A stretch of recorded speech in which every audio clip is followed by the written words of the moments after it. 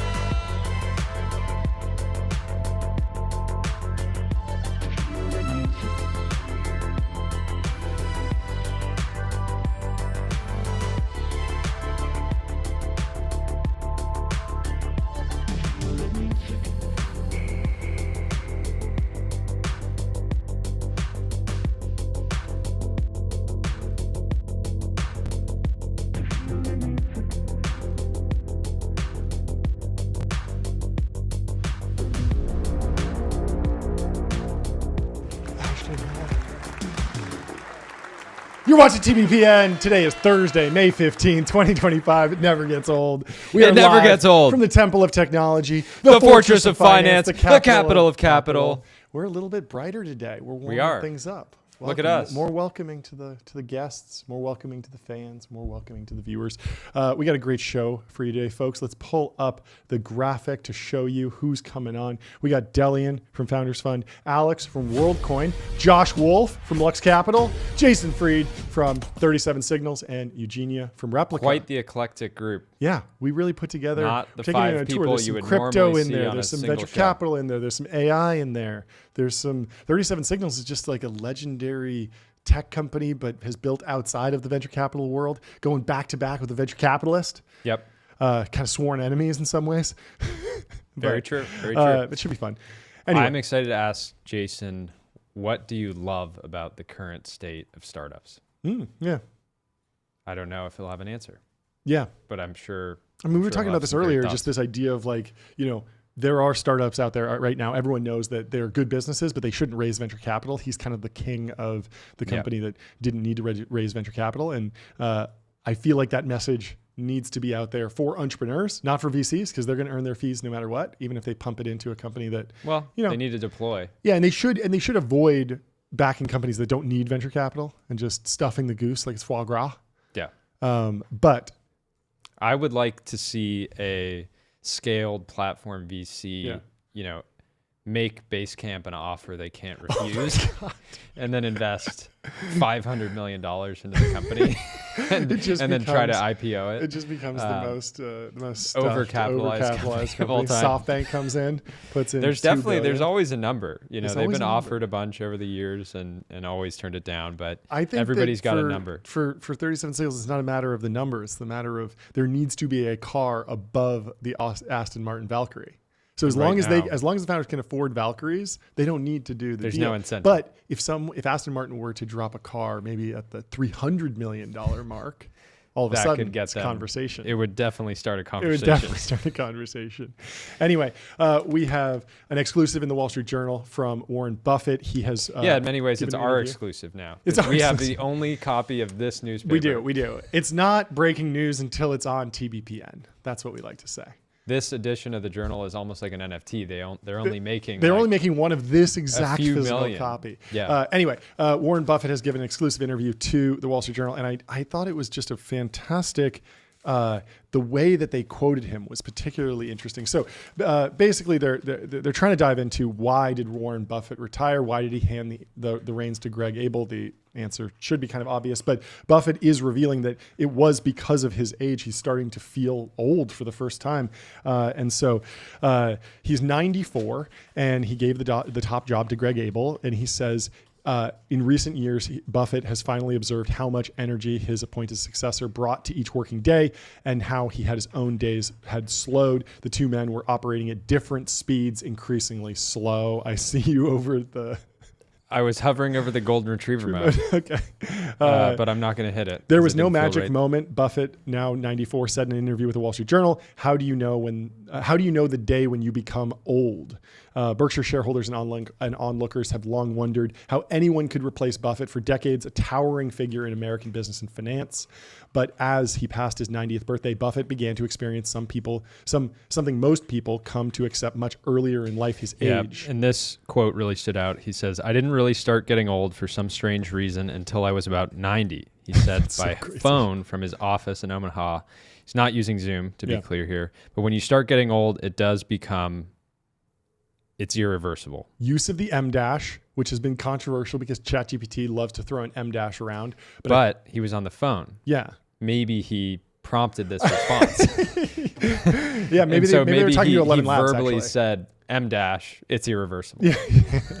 No, but the M dash is interesting here because they're quoting him so directly. It would have been very easy for them to rewrite that quote as but when you start getting old, it's irreversible, right? Just take out the little misstep in the sentence. But they didn't do that. They quoted him directly and they said, but when you start getting old, it does become, it's irreversible. And so they're recreating exactly what happened on that phone call. And I thought it was almost like an emotional moment because it's the quote, he's saying that he's aging, but the quote is so direct, it's showing that he's aging. Totally. So that was very interesting. And they give some more context here. He began to lose his balance occasionally and sometimes had trouble recalling a person's name.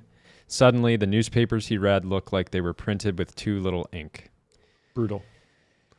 In the past year, those sad, thoughts but and it's also feeling- natural. I mean, he's 94. Yeah. He's been on a generational run. On May 3rd at the Berkshire annual meeting, Buffett stunned the investing world when he revealed in the final minutes of his question and answer session his plan to step down as CEO in December and make way for Abel. Those filling the arena in Omaha fell silent as Buffett Abel, spoke. who's in his 60s, Yeah. which means that he 62. could potentially go on a 3-decade run Yeah. just to get where Buffett is today. Yeah.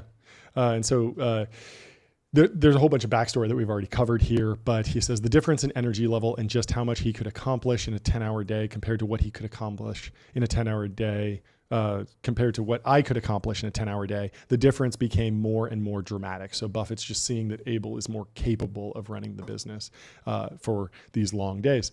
He was just so much more effective at getting things done, making changes in management where they were needed, helping people that needed help someplace, but just all kinds of ways.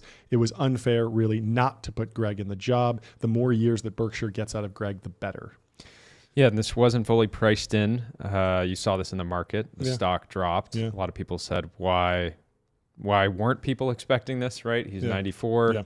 And overall, I think the execution on the news was Yeah. smooth, right? He didn't say, I'm stepping down on Monday. This is clearly, I imagine he would want to keep going, but he understands that it's the best for the shareholders, which he has devoted his entire life to. Well, if Greg Abel wants to cut those 10-hour days to just 8-hour days, he should get on Ramp, save time and money. Today we are talking about You gonna play the Ramp song? Ramp. Keep doing the read. Easy to use corporate cards, bill payments, accounting, and a whole lot more all in one place. Go to ramp.com and start saving time and money. Thank you to Ramp for sponsoring the show. Anyway, Brian Chesky is in the news with Airbnb. Airbnb is in midlife crisis mode. He announced Airbnb 2.0 and did a piece with Stephen Levy in Wired, kind of breaking it all down. And Ben Thompson dropped a great analysis. And so can we play the clip of Brian Chesky giving his keynote address? Brian Chesky last year came out with kind of the inspiration for Founder Mode, which Paul Graham catalyzed into an essay. But Brian Chesky really said that if you're running a company, even if you're not a product company that's releasing a new iPhone every year, you should drive your software company to annual releases and start thinking in annual cycles. We've seen Flexport pick that up. We saw Figma And do he that. did that to sabotage upstarts that want to compete with Airbnb by saying, hey, just ship once a year. Just ship once a year Ship instead once of a year. every Don't- week. Don't ship weekly. Don't ship daily. Just It is some get game- on- the get on game my theory of program. this is good. Yeah. no, it's good. It's Yeah. good. He's an absolute dog. Yeah. Anyway, let's hear it from him about his plan for Airbnb 2.0. What we're building is much more than a travel app. It's a global community. in the real world, where you can travel anywhere, live anywhere, and belong anywhere. This is what we're building, and to think it all started with an airbed. Pretty good presentation style. It's a little slow for my taste. I prefer him when he's off script and just riffing and high energy, but I get that the audience is different there. Riffing, high energy. Yeah. Plenty of allegations. Plenty of about that, allegations, which we won't discuss. But I think he's clearly presenting, I mean, it's a big moment, right? He's transforming Airbnb into something new, and Totally. it's risky. And so he needs to send the message to the investing community. I mean, it's a public company. He needs to send the message that he's a steady hand on the tiller through this, new version. Yeah, and he's just very clearly a student of Steve Jobs. Yeah. Like, this feels like Totally. an Apple keynote Yeah. from 15 years ago. Yeah. And so And that's okay. It's in not the- the most original, but it's an effective communication it's style. effective, and it comes off as Yeah. serious of a company as they are. Yeah. So the Wired piece starts by telling an anecdote about Brian Chesky. It says, the reinvention of Airbnb started with the coup at OpenAI. On November 17th, 2023, the board of OpenAI fired company CEO Sam Altman. His friend Chesky leapt into action, publicly defending his pal on X, getting on the phone with Microsoft CEO, and throwing himself into the thick of Altman's battle to retake OpenAI.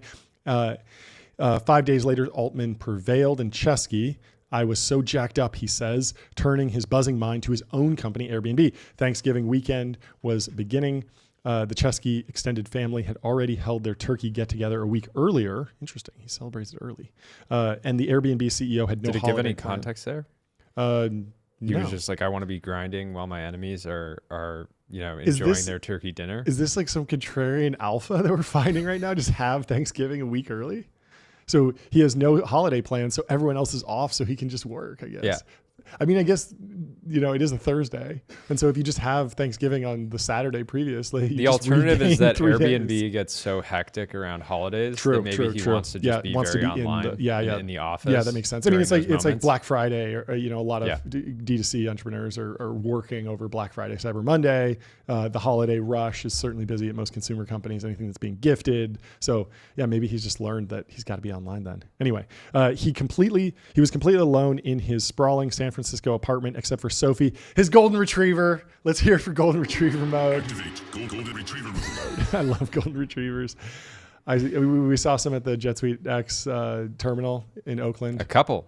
A couple beautiful dogs. Look at that dog. John was basically having That's a full-on amazing. conversation with these two golden retrievers, and the owners were not having it. They're like, leave They us were like, alone. "What are you doing?" Like, And I feel like if you I- bring dogs I- to the airport, it's open season. Yeah. People can pet your dog if you're in a public place like that.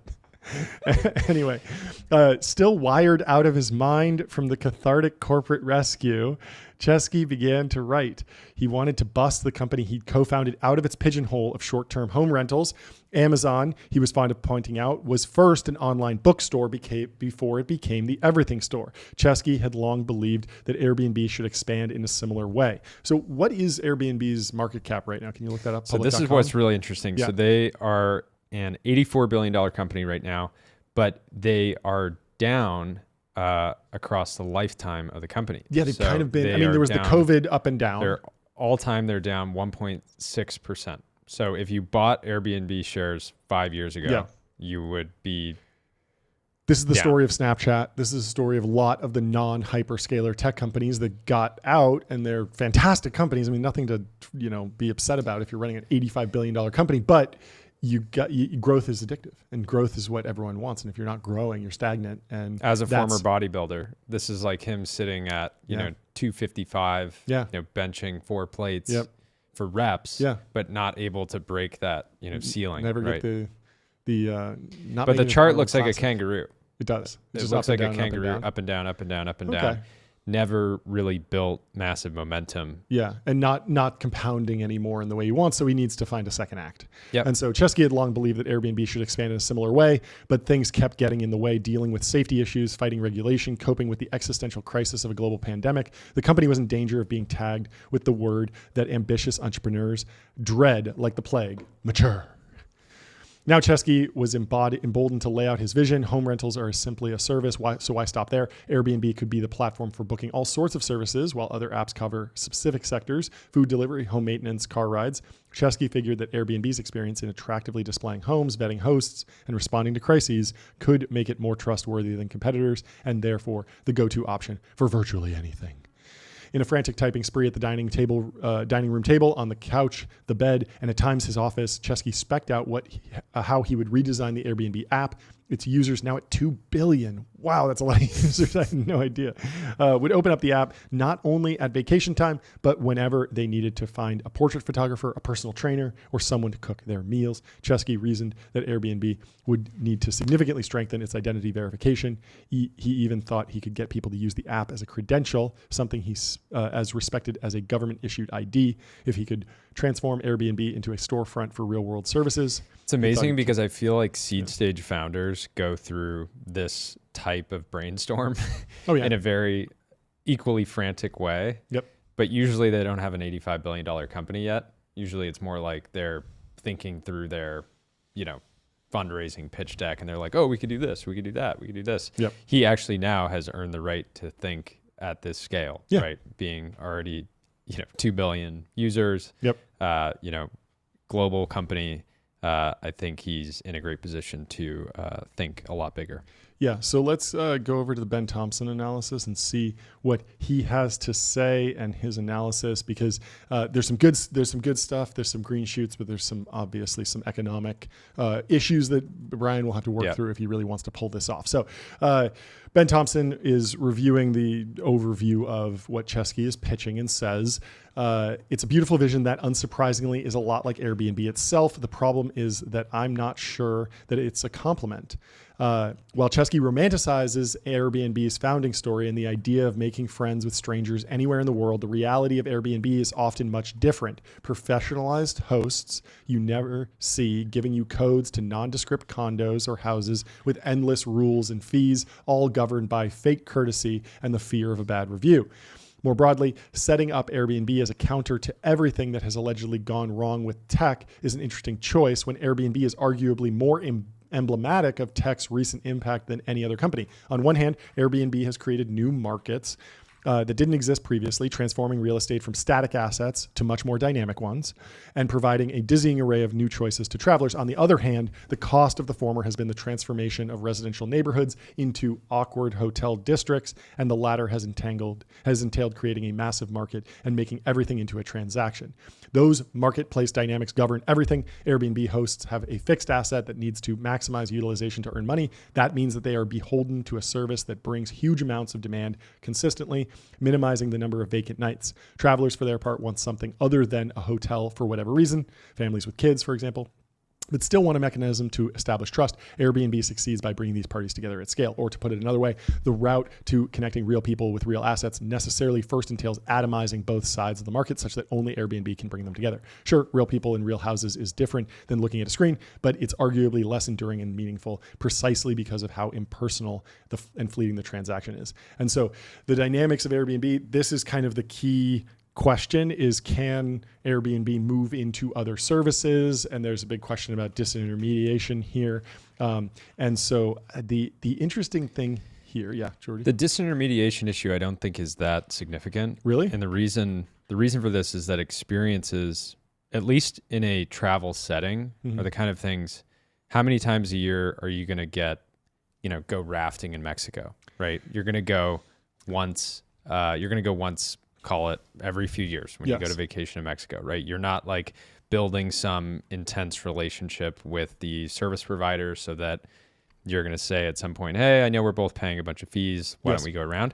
The difference is one of the services that they're offering through the new app is massages, right? Personal training.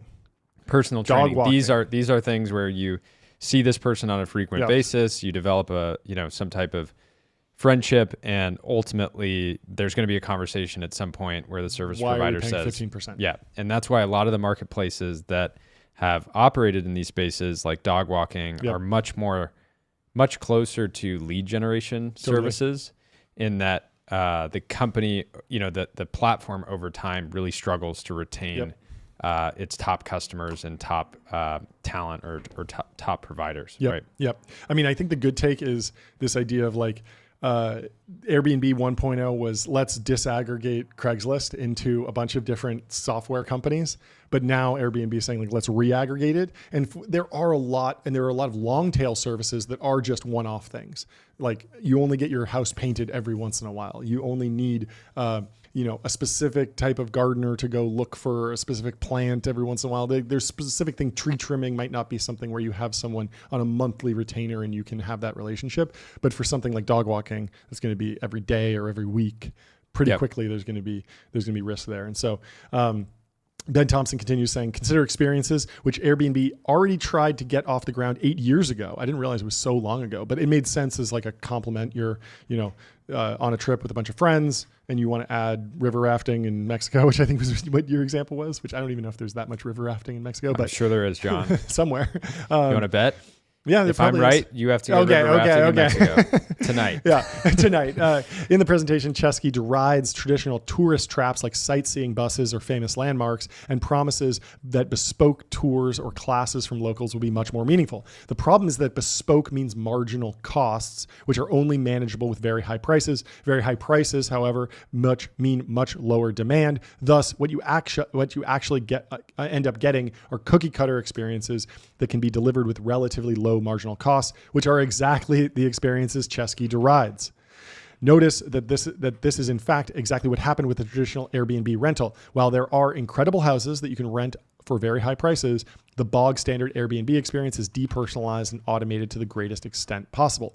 At the same time, it is precisely because real estate is a fixed cost that hosts are motivated to make it all work. Experienced providers, on the other hand, don't have fixed costs and thus lack the necessary motivation to make scaled experiences work. The other thing here costs, that like sightseeing buses. I think is interesting to note, the reason that Airbnb, or one reason it's been so successful, is you can have a bunch of random strangers staying in a property that you own all year long, and the property will generally still appreciate, right? There's going to be wear and tear on the house.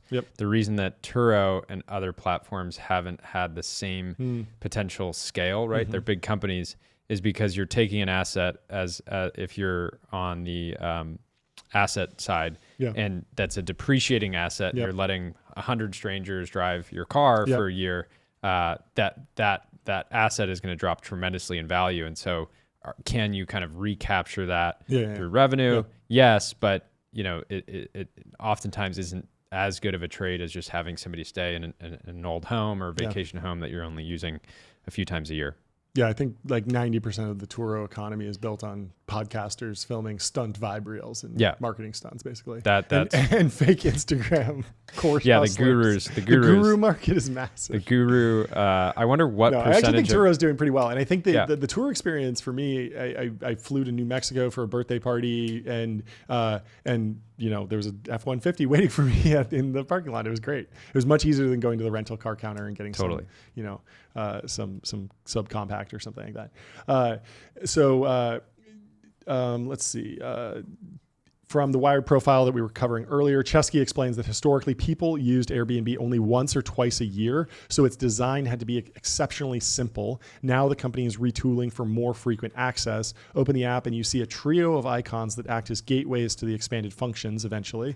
Chesky says Airbnb will offer hundreds of services, perhaps as far-ranging as plumbing, cleaning, car repair, guitar lessons, and tutoring, then take its 15% fee. So, I mean, even if that does work out as lead gen, there's probably a business there. The question is just, is that the business that produces an incremental $85 billion in market cap, right? Like, could they build double the company front end to plumbing, cleaning, repair, kind of an Angie's List style business? I don't know what Angie's List trades for.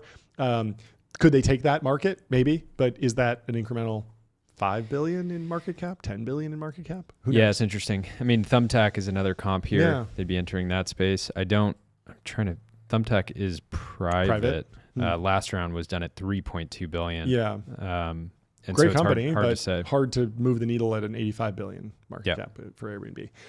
The fact that end users only use Airbnb once or twice a year is precisely what makes the entire service work. Again, Airbnb matches up hosts who need their properties occupied as often as possible with travelers who only need a property once or twice a year. Solving that mismatch is the foundation of the entire business, and it's well worth Airbnb's fee. The need fundamentally changes when it comes to day-to-day life in your hometown. Yes, users need help in finding service providers, and yes, service providers need help in finding customers, but the goal for both, however, is to establish long-term relationships. Once you have a hairdresser, you want to visit the same hairdresser repeatedly, not find a new one every time. And by extension, neither you nor the hairdresser has any interest in including Airbnb in every transaction forevermore. In other words, what Airbnb is proposing may end up being valuable, but it will be very hard for Airbnb to capture that value in a meaningful way. So yeah, maybe there's a lead gen component, and then it does drop to more of a payment processor, because at 5% transaction fee, you might stay on the Airbnb platform because of the reputation and building up your profile there. But you're probably going to be closer to credit card processing fees than the current Airbnb fee. Again, contrast the challenge here is there are so many vertical SaaS or SaaS plus marketplace businesses for all of these subcategories, right? So Airbnb is competing with companies that are heavily funded that can afford to build really specialized tools for the service providers, right? So there's vertical SaaS if you're running a barbershop. And like, I think that there's $1 billion company in that space, right? I don't know if that market could support a $10 billion company, but it can support a $1 billion company that that barbers really love and want to be on, right? So again, Ben Thompson goes over to Paul Graham talking about founder mode. The theme of Brian's talk was that the conventional wisdom about how to run larger companies is mistaken. As Airbnb grew, well-meaning people advised him that he had to run the company in a certain way for it to scale. Their advice could optimistically be summarized as hire good people and give them room to do their jobs. He followed this advice and the results were disastrous. So he had to figure out a better way on his own, which he did by studying how Steve Jobs ran Apple. You identified that correctly. So far, it seems to be working. Airbnb's free cash flow margin is now among the best in Silicon Valley. And so Ben Thompson says, I think there is a lot of truth to the idea that the most innovative companies are best understood as mechanisms to manifest a founder's vision, and that founders can err by giving up too much control and not getting deep into every aspect of the company. You certainly get a sense for Chesky's desire to control every aspect of the product, both in his presentation in that Wired profile and in another profile in the Wall Street Journal where Chesky explicitly invokes Jobs. Yeah, so he says, when I asked him for names that personify founder mode, the first he mentioned were Steve Jobs and Walt Disney. I don't want to ever put myself on the same level, he said. I'm more like a disciple. I'm more like a painter who studies Michelangelo. I'm not ever saying I'm going to be Michelangelo, but Smart. I believe in that school of thought. Yeah. Smart. That's great. He goes on to say that he admires Jobs and Disney as creatives who sat at the intersection of art and technology. No way. That's the meme. That's the meme. It's a huge meme. Right that's the meme. Shout out listened. Creatine Cycle. We, in many ways, create this show at the intersection of art and technology. Yes. And that he doesn't identify as an entrepreneur or a business person. I think of myself as a designer. He says, I'm a designer who has been afforded one of the biggest canvases in the world. Yeah. To that Beautiful end, line. Chesky spent a lot of time focused on app details like the icons and the animation, and everything looks great. The problem, however, is that Jobs was creating products and Disney was creating experiences. In both cases, the attention to detail was critical to how many people wanted to buy iPhones or visit Disney World. Chesky, on the other hand, has created a marketplace, and the success or failure of marketplaces is not governed by the details of icons or the layouts of apps, but rather by how much more blunt instruments like incentive structures and take rates. It's very, very interesting. There was one criticism of the Spicy from Ben. Little spice. Little spice, Sprinkle yeah. in a little spice.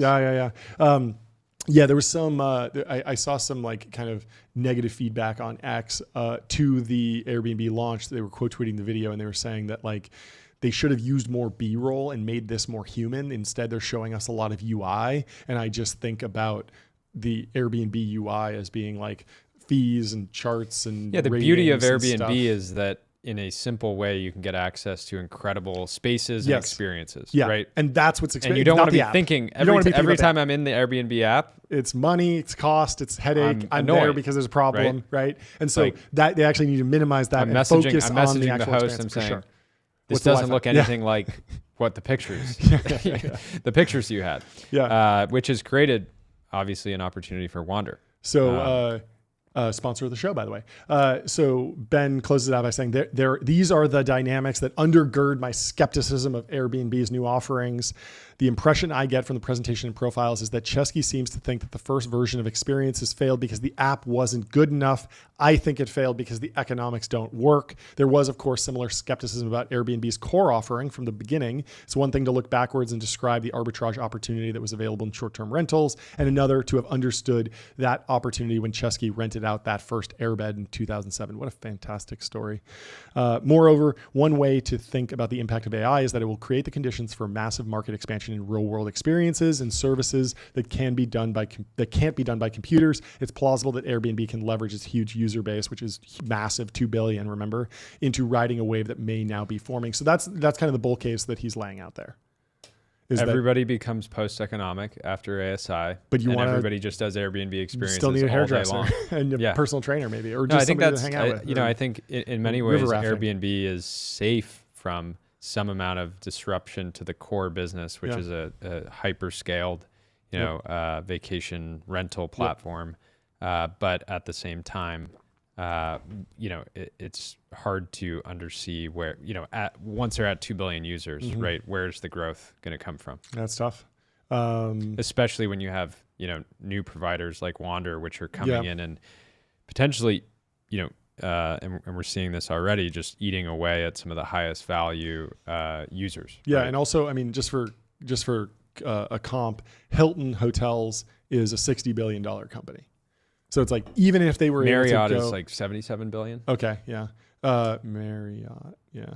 So even, 75 today, 74 today. So even if they were to go build like a whole hotel chain and enter that market, like, again, that's still not a 10X. That's still not putting them in like the $1 trillion conversation of like hyperscale, which is like probably where you want to go. He wants to be in that conversation. I think so. That separates the Michelangelos from merely the disciples.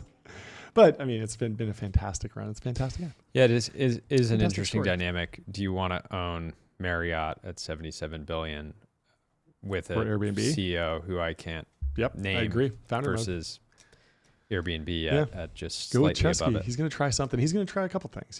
He's going to be doing a different release in a year, and maybe there's an entirely new idea. I think if he did the Chesky method, a bodybuilding course, he could probably add 100 million to the bottom line. 100%. Just pure, even better margins than software. He's still looking marketplace extremely revenue. strong. Yeah. There's like those old photos of him as a bodybuilder, but he's still looking jacked. Yeah. It's great.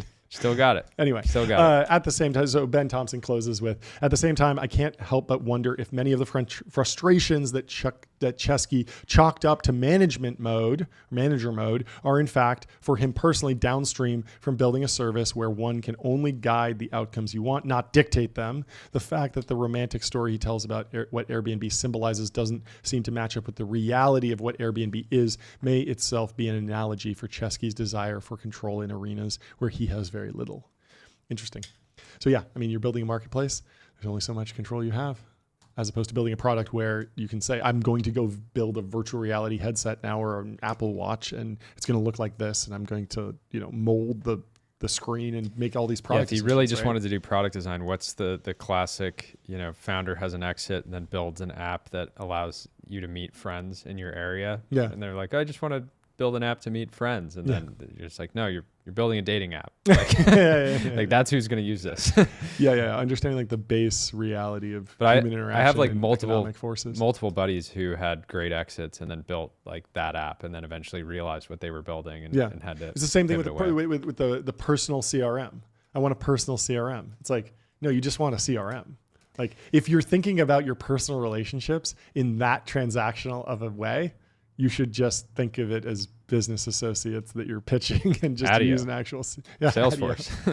Just use a real CRM. Yeah. Anyway, some news in the chip world. The U.S. has scrapped the AI diffusion rule in a revamp of Biden-era chip curbs. This was tearing up the internet. We were trying to get Dylan Patel on a little bit earlier. He's booked in a week or two. He's traveling a lot. We'll get him on to break it down. There's a few other people. Jordan Schneider over at China Talk is on vacation. It's a disaster. So there aren't as many people to comment on this as I was hoping, but fortunately the Wall Street Journal has a write-up. And so Microsoft and Oracle have spoken out against the rule. Again, the the AI diffusion rule. The U.S. Department of Commerce said that it's rescinding the diffusion rule on the grounds that it would have stifled American innovation, saddled companies with onerous regulations, and undermined diplomatic relations with dozens of countries. NVIDIA said that it welcomed the Trump administration's leadership and new direction in AI policy. With the diffusion rule revoked, America will have a once-in-a-generation opportunity to lead the next industrial revolution and create high-paying U.S. jobs, build new U.S.-supplied infrastructure, and alleviate the trade deficit, a company spokesperson told the Wall Street Journal. Tech companies, including Microsoft and Oracle, had spoken out against the rule, which imposed caps on how many chips countries such as India and Switzerland can buy, saying the move would limit U.S. firms' opportunities abroad without doing much to hamper China, the main target of the tightened controls. It was a little wild that we were limiting places like India and Switzerland, which we have strong relationships with. This all started with like the Singapore loophole and the chips going to Malaysia. And it really seems like, this is the sledgehammer versus the scalpel, right? Yeah. Everyone's okay with the scalpel. People don't like sledgehammers. Yeah. So Jeffrey Kessler, who's the U.S. Undersecretary of Commerce for Industry and Security, says the Trump administration will pursue a bold, inclusive strategy to American AI technology with trusted foreign countries around the world while keeping the technology out of the hands of our adversaries. So anyways. Yeah. Meanwhile, this is what Jensen we were talking about is over in, we got to pull this video up. Oh yeah. They made, we're talking about this with Aaron Ginn about how it's nice to think that, if we don't sell NVIDIA chips to, what was the country that you, India or Switzerland? Like, America will just have control and they'll have to use OpenAI and ChatGPT remotely via API. And it's like, no, actually they will just buy Huawei Ascend chips and run DeepSeek and Manus on top of it. They're going to want to run their own hardware. They want their AI super factories. Isn't it funny how the name Manus? Manus is a wild It makes you sound like you're from Texas. So Texas. Manus. Anyway, let's pull up the video if we have a second. We don't run Manus on our We don't take GPUs. kindly to Manus in these parts. We don't take kindly to Manus. We only like llama. So what's going on Jensen has been in the UAE, Okay. I think Abu Dhabi, Yep. and they built what looks to be... Wow. Oh, it's elevating? This is awesome. That's not a hologram, is it? This looks like a hologram. Either way, it's awesome. Such What a showmanship. squad, too. Insane showmanship. Wow. Anyway. Another 100 billion to Jensen. to And he is, we got to pull this up. He's been on an absolute tear. So the announcement also took aim at Chinese tech giant Huawei, stating that using Huawei Ascend chips anywhere in the world violates U.S. export controls, of course, because Huawei Ascend chips are potentially built on top of American-owned IP in the lithography stack and therefore can be subject to U.S. export controls. The Bureau of Industry and Security, a Commerce Department agency, said it will warn the public about potential consequences of allowing American chips to be used for Chinese AI models. Rick Su noted that the Chinese company's advanced AI chips are only sold locally and that demand for them far outweighs supply. So Huawei should be able to continue doing business there with or without any changes in the export controls. Of course, China has immense demand for large GPU clusters. They want to train the next version of DeepSeek. They think that DeepSeek is probably going to move entirely to the next training run to Huawei Ascend chips.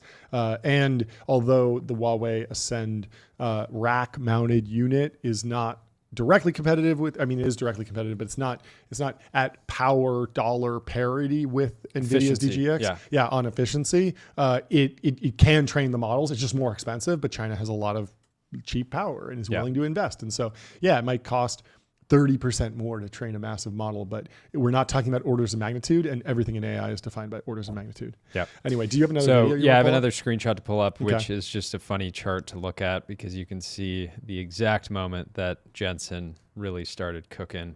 Yeah. Oh, there we go. So this is the largest company end of May, which we've been tracking. It's neck and neck. And Microsoft was at it's hard for me to see, but I think about 80%. Yep. And this is just for the end of May. So we're halfway through May. Everyone's last Monday, Microsoft was sitting at over 80%. And then Jensen said, 1 second. So right now, Jevons paradox, undefeated. There will never be enough venture capital. Yeah, There will you never said be they're going to enough study. GPUs. They're going to put Jevons paradox into Preschools preschool for curriculum. sure after this. Really getting people to People understand. were so bearish on NVIDIA. It's and like look at what happened. The more dinosaur toys you get, as toys get cheaper, You you're want going to more. want more. You You're will. gonna, and you're going to buy more. That's true. Which it is true. violates traditional laws of supply and demand. But But yeah, so overall right market will now, grow. NVIDIA is sitting at $3.3 trillion market cap. Tiger actually just rotated out of ARM.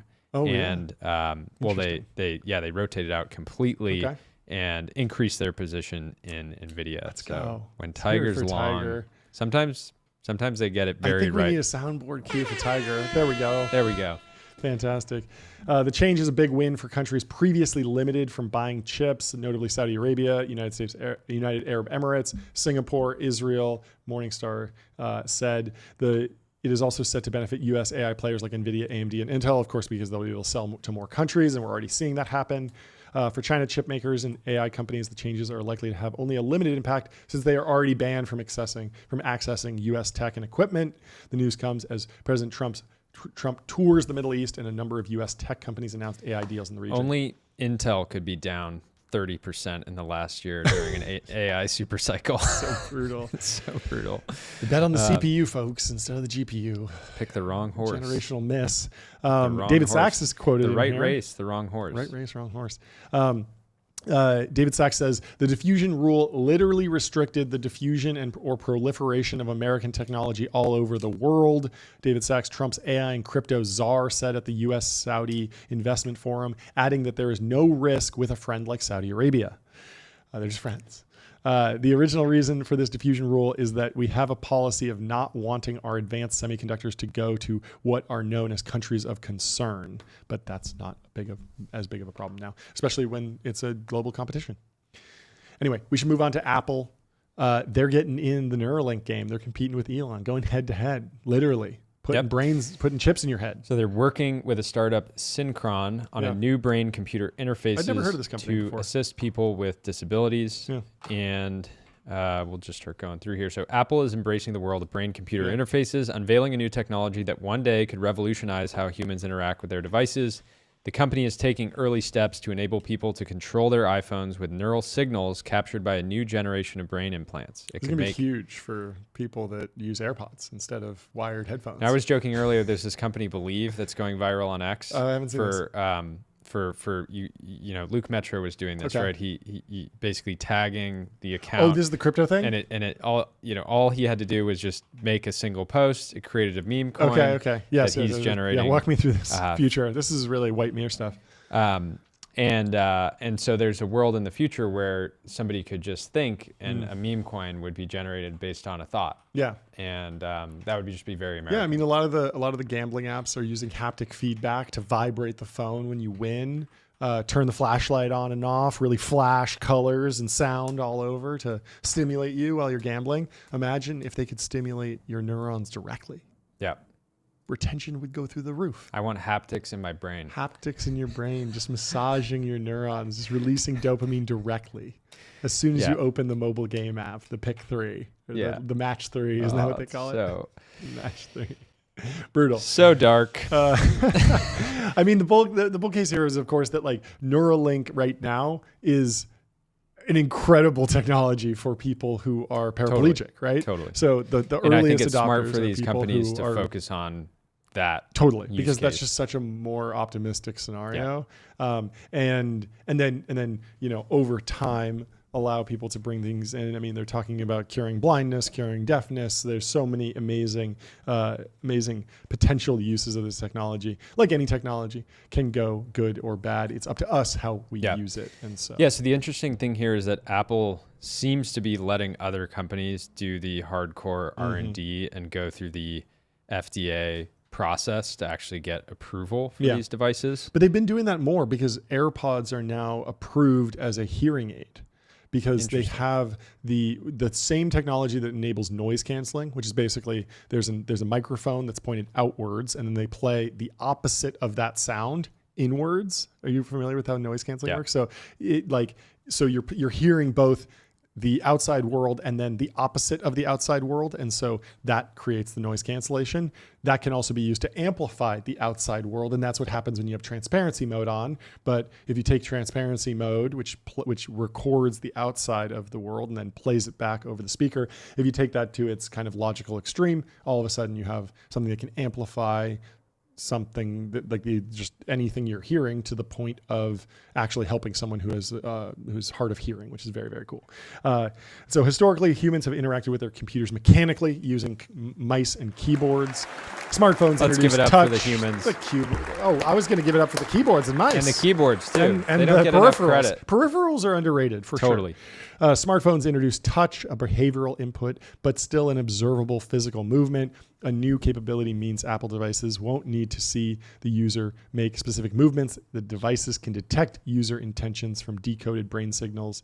Apple has worked on the new standard with Synchron, which makes a stent-like device that is implanted in a vein atop the brain's motor cortex. So I think this is less invasive than what Neuralink does. Neuralink, they actually have to drill a hole in your skull roughly the size of a quarter, and then the device fills in that hole. Just a quarter. Fills in that hole that's left from the skull that's gone. And then the electrodes are placed inside the brain, and then they place the skin flap back over, and it charges wirelessly, which is a pretty crazy implementation. They needed to invent a robot just to do the surgery because it's so precise, and no human hand can place the electrodes or the neurons appropriately. But this, I think, would be less invasive because it just goes into a vein, and so it's as easy as taking some blood, basically. Yep. And the tinfoil hat enjoyers will appreciate that Synchron, DARPA was in the Series A. So that's going to go over great on X. Yeah, I'm sure they're going to love that. Be really, Alex really Jones will be all over this. Yes, not absolutely. the founder of no, Hollow. not the founder of Hollow. Who's also named Alex Jones. Yes, the founder of InfoWars. Yeah, Alex Jones. He's going to love that DARPA is funding, brain-computer interfaces in partnership with Apple. He's going to be front of the line. Front of the line. Yeah. Famously loves technology, that guy. Yeah. Anyway, we have Delian, Asperuha from Founders Fund, and Varda coming in the studio next.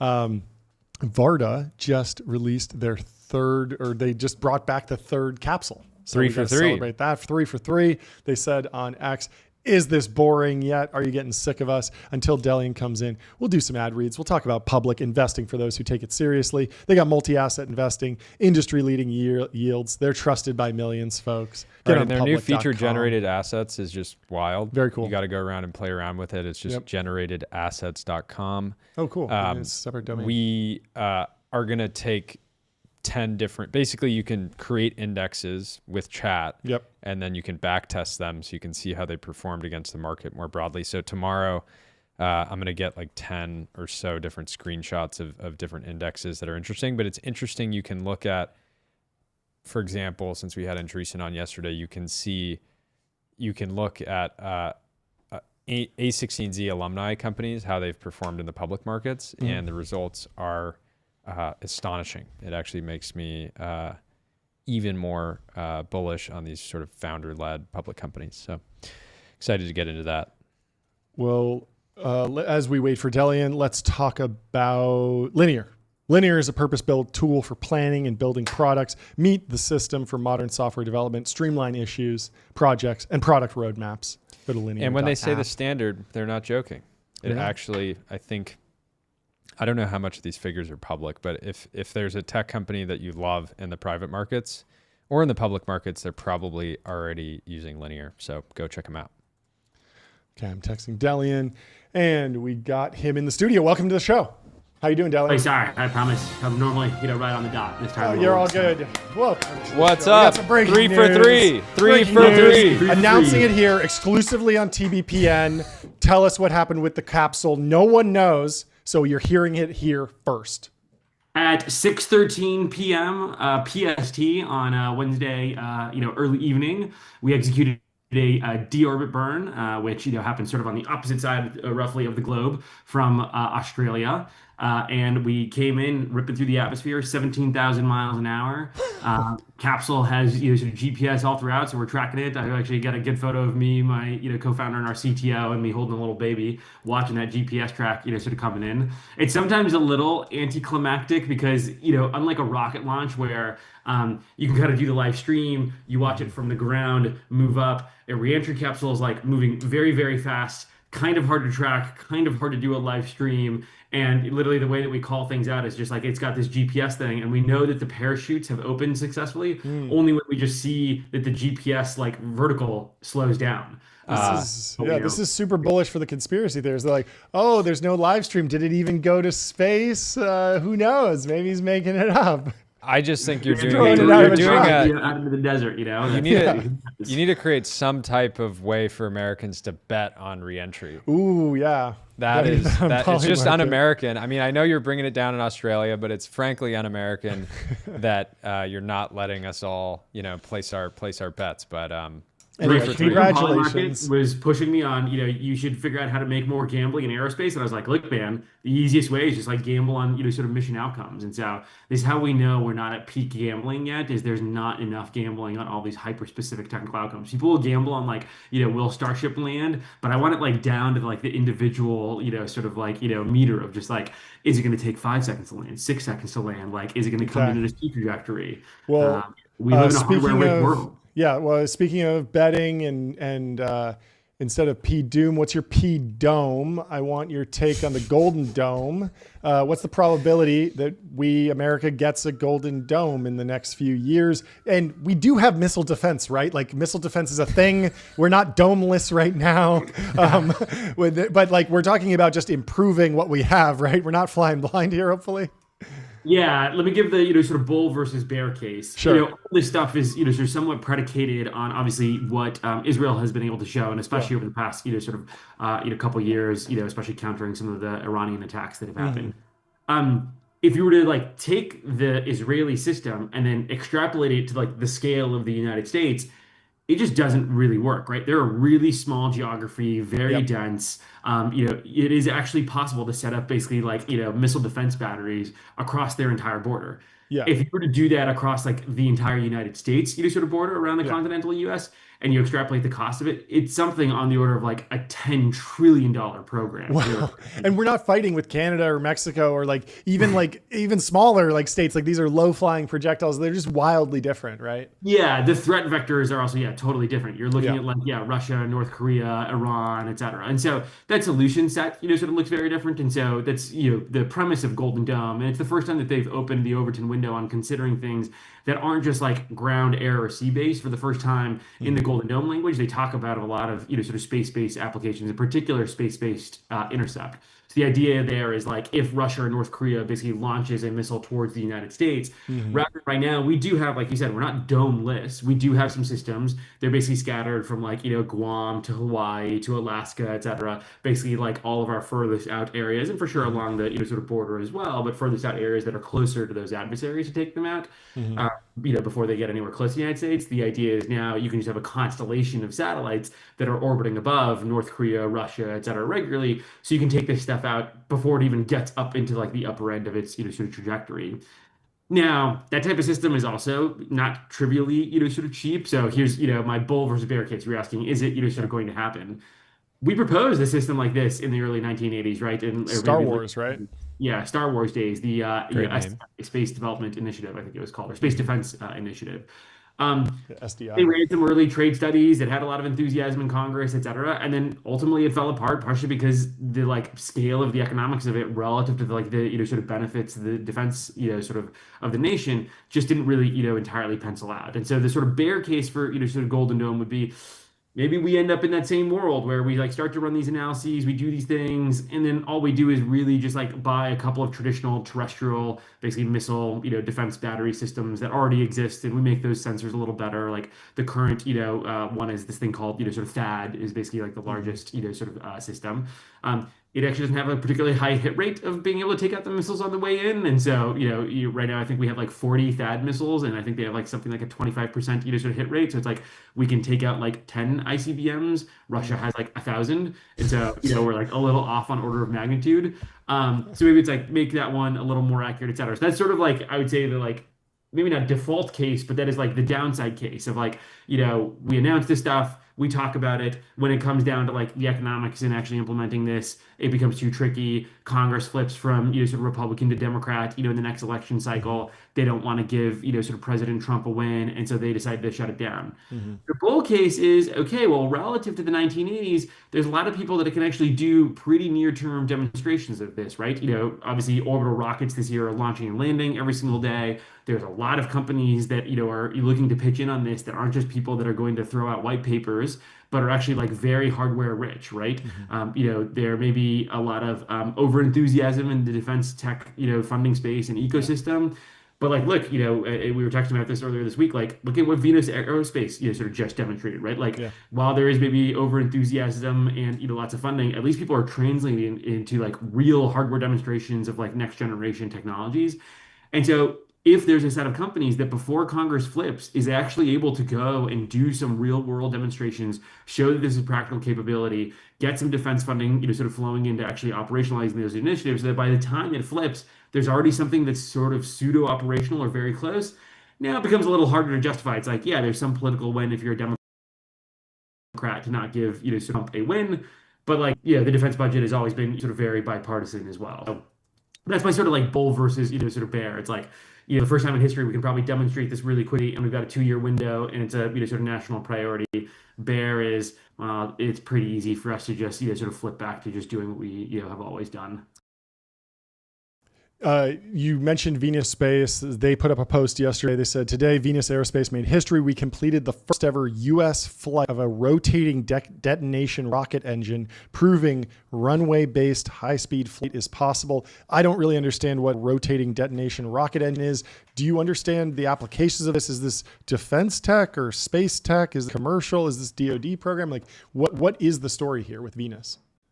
It's been a minute since so I met up with the Venus team, but the last time that I chatted with them, the intention of what they were building was to create these, sort of space planes that would basically take off from a runway, get out of the atmosphere, cross across the globe, and go land back on a runway. And so that was sort of the, sort of commercial case. It'd obviously be, sort of very expensive on a per seat, sort of basis, but there's obviously, sort of plenty of people in the world that would pay significant in order to be able to like, get from LA to Tokyo, but do that in like, in theory, you could do that in under an hour, basically. Like if you think about how quickly it takes you to orbit between those two, it's roughly 45 minutes. Yeah, this is like SpaceX point to point.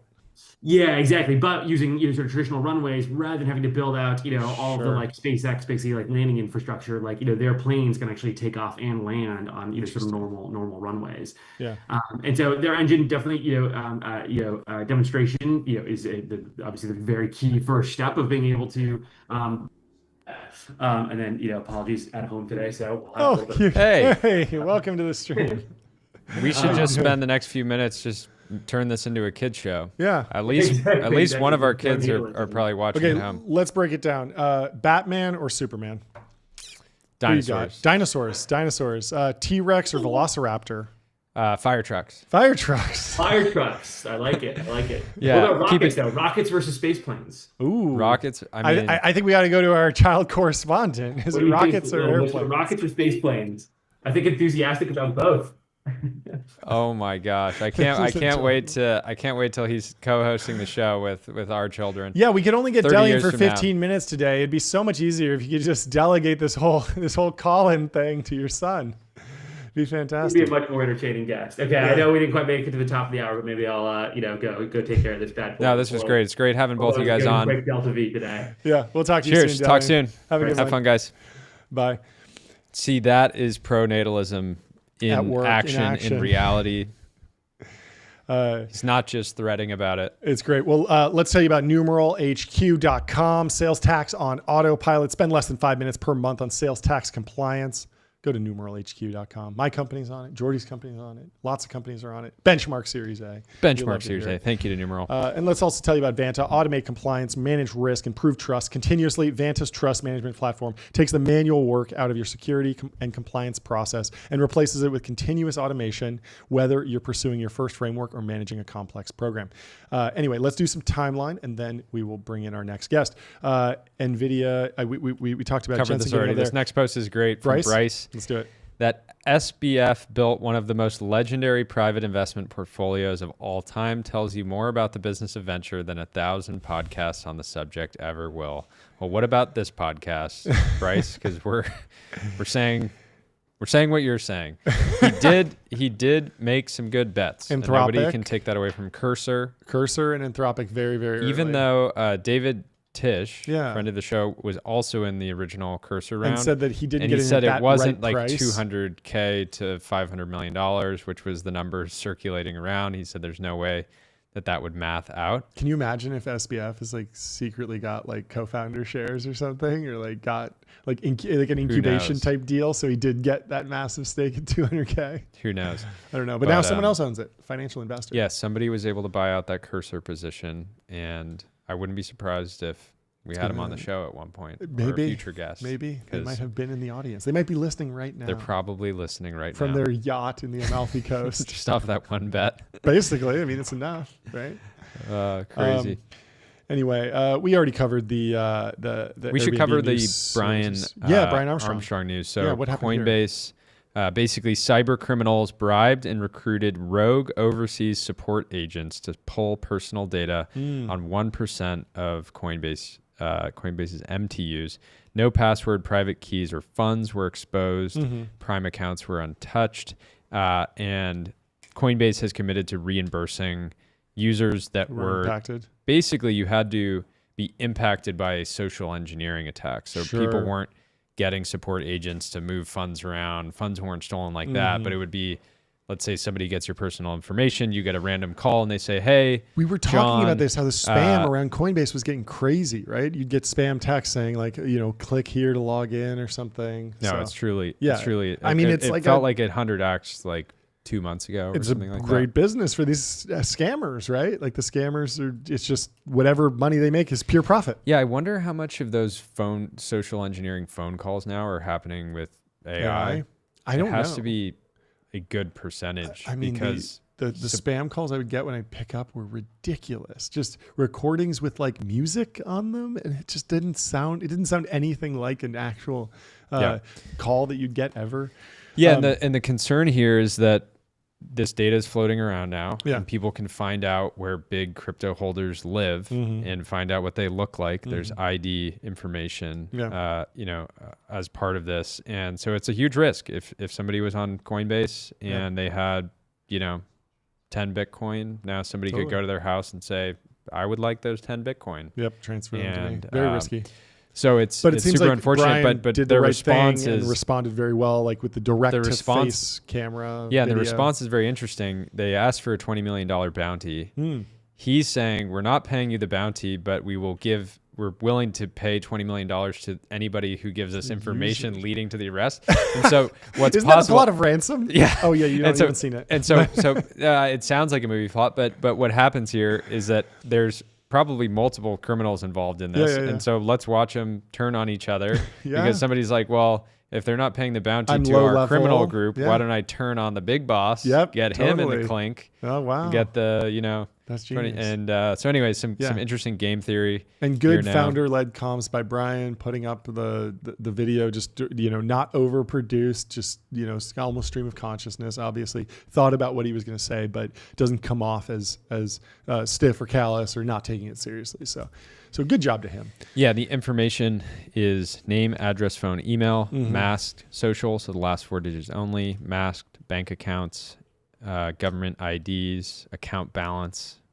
So anyways, not great, but I think this is the best response they could have given the circumstances.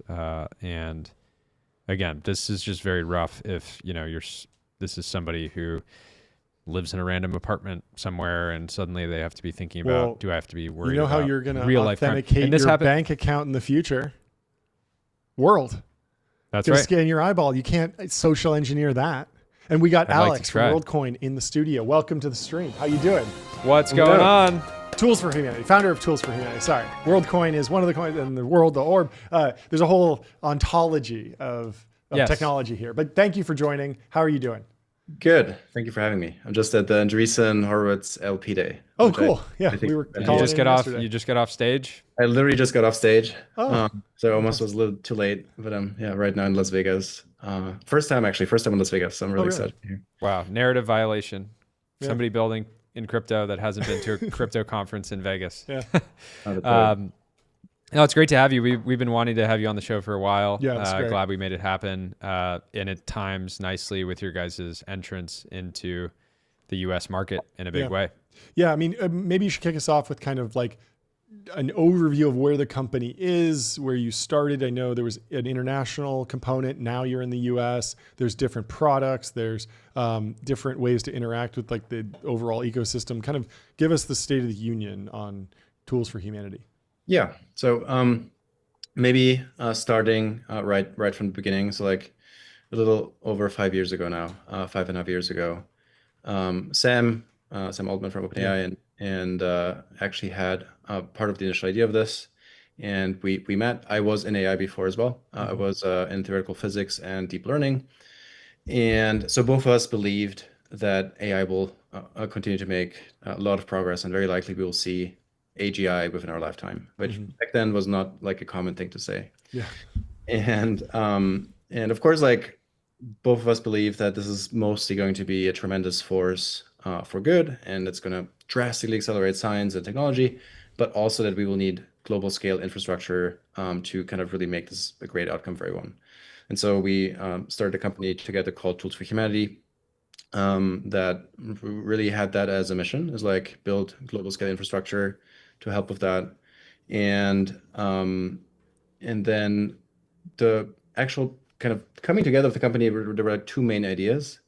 One was around the fact that as AI continues to make progress, we will need some form of proof of human that is at internet scale. Otherwise, many of the things that we care about will start breaking down because obviously, like as a society, we form our opinions on the internet, on our social networks. We meet each other on platforms like dating apps. We entertain each other with games that we play with each other through the internet. And like the moment we have not only passed the Turing test, which I think we did in the last 2 years, meaning now we have AI systems that we can talk to, and we cannot tell anymore just by talking to them that in fact is an AI, but also that we are now about to enter, of course, like strong agentic AI systems, real-time video generation, all these kinds of things.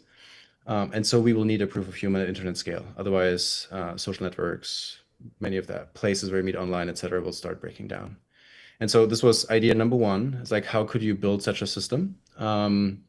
And once you have built such a system, you can use that to launch a digital token by giving ownership in it to eventually every human. And as a result, you would create what will turn out to be the largest real human network on the internet. And so it was a very humble vision by Sam. And so we really we took it very seriously. We thought about it for a long time. And back then really thought about how would you need to build such a proof of human. If you assume what we did, which is that AI will become increasingly better. And then many of the initial ideas you could have on how to build such a system, like why don't we just use our online reputation? So like our accounts that we used in the past, we built some kind of reputation graph. Or what about if we just rely on government identity systems? Or what if we just use phone cameras to get some kind of signal? All of these, we realized pretty quickly, will either just break down as a result of AI becoming more powerful and better, or it just doesn't have the properties that we think such a system will need, which is it needs to be global and it needs to be fully anonymous and privacy preserving, all of those things. And so, well, back then we realized we will likely have to build a physical hardware device that we have to distribute all over the world, and at some point get almost anyone that uses the internet to verify with such a hardware device, and that everything else will very likely break down. And that was like a very a very, very crazy thing to do 5 years ago. So like people mocked the company for a long time. And it, yeah, it was like just a crazy thing to work on for quite a while. And so essentially, Talk about just going deeper there. You guys went to market internationally first. I'm sure you had a lot of temptation to really focus in San Francisco early on, right? This is right. an area where there's an extreme density of people that understand this broader vision that you guys have. So I'm curious, like thinking about, the decisions that went into that go to market, and then also giving our audience a sense of the scale of the operation, because I don't think people fully process just how Yeah. large the operation is. So first to the first part of the question, which is why did we not launch the United States much earlier? That had a simple reason, that because Sam is a co-founder, everything we do has like a lot of visibility usually. And in the last administration, there was basically no regulatory clarity around how to behave as you build these crypto networks, and kind of what are the things that are allowed, which are the things that are not allowed. And SEC, of course, like had a posture of enforcement. And so given the large visibility of the project, we just took everything always through a very cautious lens and just decided that we will only enter the US once there is a clear path to regulatory clarity, which I think is now the case. And so now we're really excited to kind of make the service available. We launched 2 weeks ago in the US. In the US itself, it's still a kind of pretty small operation. It's going to take us a couple months to really ramp this up. And just to give you an overall sense, we're now at 20, 25, 26 million users in total in our app, World App, which is essentially the initial client to make this network useful. But kind of you have to think about that there's going to be many clients that will use this network, but still. And then we have 12 million people that actually are verified, really all over the world, from South Korea, Japan, to Europe, to Latin America. And so yeah, the company is now around 400 or 500 people, so Tools for Humanity. And it's a pretty complicated thing to manage, because you have everything from on the ground operations that are somewhat complicated, and a lot of things can go wrong, to of course hardware manufacturing and ramp up to a lot of software. So it's been quite a journey. What is your background? Have you done crypto stuff before, or hardware stuff before, or managed huge like workforces before? Because you're doing a lot of stuff, and I'm wondering like. No, I was literally a theoretical physicist. So just I used to sit at a desk all day and do math and write code.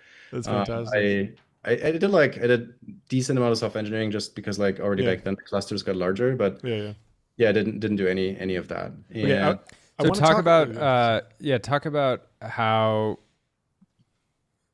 basically talk about bootstrapping the network and the user base with the token, right? And because that's, I think I have a good sense for why you would do that, but the sort of boomer pushback would be, why does this need to be, crypto? And I think you guys have good reasons for that. Yeah, I think there's two reasons for that. Like, first of all, of course, appreciating that crypto still has like a meaningfully bad reputation, just given everything that happened. But I think there's like real technological reasons of why you need to do, or why I think it's best to build such a platform that way. So one is, as you just mentioned, bootstrapping, where all of these networks that we use, of course, they're absolutely meaningless if they're not at scale. And so like that applies to social networks, also applies to financial networks. And so maybe one of the most notable examples of that was the launch of PayPal, where you were able to refer your friends. Your friends had some amount of US dollars in their PayPal account, and very famously, PayPal spent a lot of kind of a huge amount of the venture funding. I was, of course, not there, so I don't know how much exactly, but a huge amount of the venture funding to get this network to critical scale with that referral program. And that then led to network effects, and that then led to this turning into, among many other things, of course, into a successful platform. And so the same applies here. It's just that these crypto networks are valued at billions of dollars if they're somehow working. And so I think we can do something similar, just at a much, much larger scale. And so we can use very likely billions of dollars to kind of really get this network to scale. And so that means that everyone that actually joins this network gets a small piece of it through the Worldcoin token. And so you actually receive ownership in the quite literal network. But also, of course, that is an incentive to verify early on, where maybe the utility of the network is not fully there yet because it's subscale. And so that was that idea. And then the second idea is, of course, that like this is going to be one very expensive to build, but then also extremely valuable. It's going to be very valuable to many of the largest internet companies, very likely, if we succeed in our mission. And so we need a business model, but not for us as a company, but for the entire network. And so that is the second piece. I think these tokens actually allow you to build a sustainable network. Yeah. Yeah. And I think now we're actually bridging that gap where it's actually becoming quite useful. We now announced the partnership with Match, which is the company behind Tinder, Hinge, many of the dating apps, to actually bring proof of human to these dating platforms. Partnership with Razer, which is one of the largest hardware manufacturers for gaming hardware, to turn that into the standard for the gaming world. So I think like we're actually getting there now pretty quickly, but of course it's still early.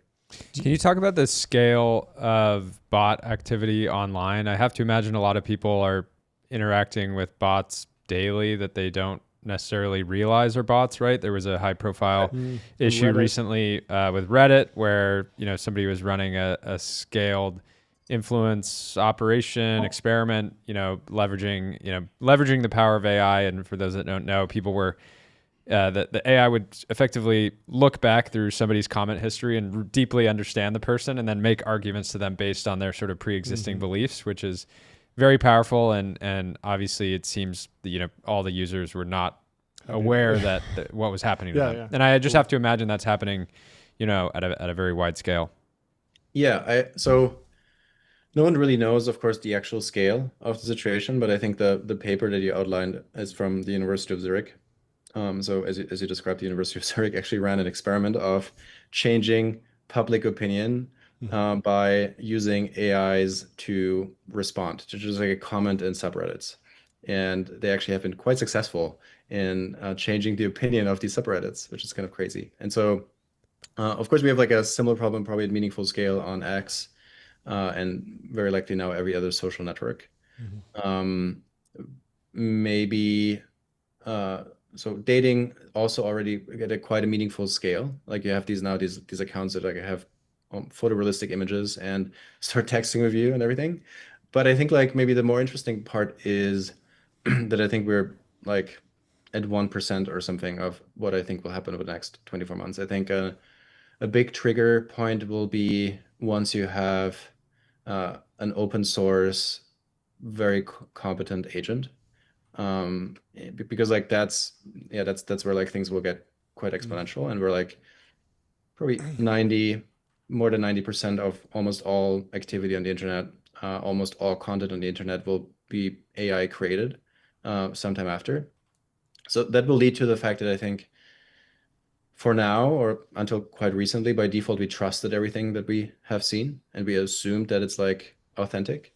I think that will completely flip by 180 degrees to by default, we don't trust what we see. We don't trust who we interact with if there is not a way to verify the claim.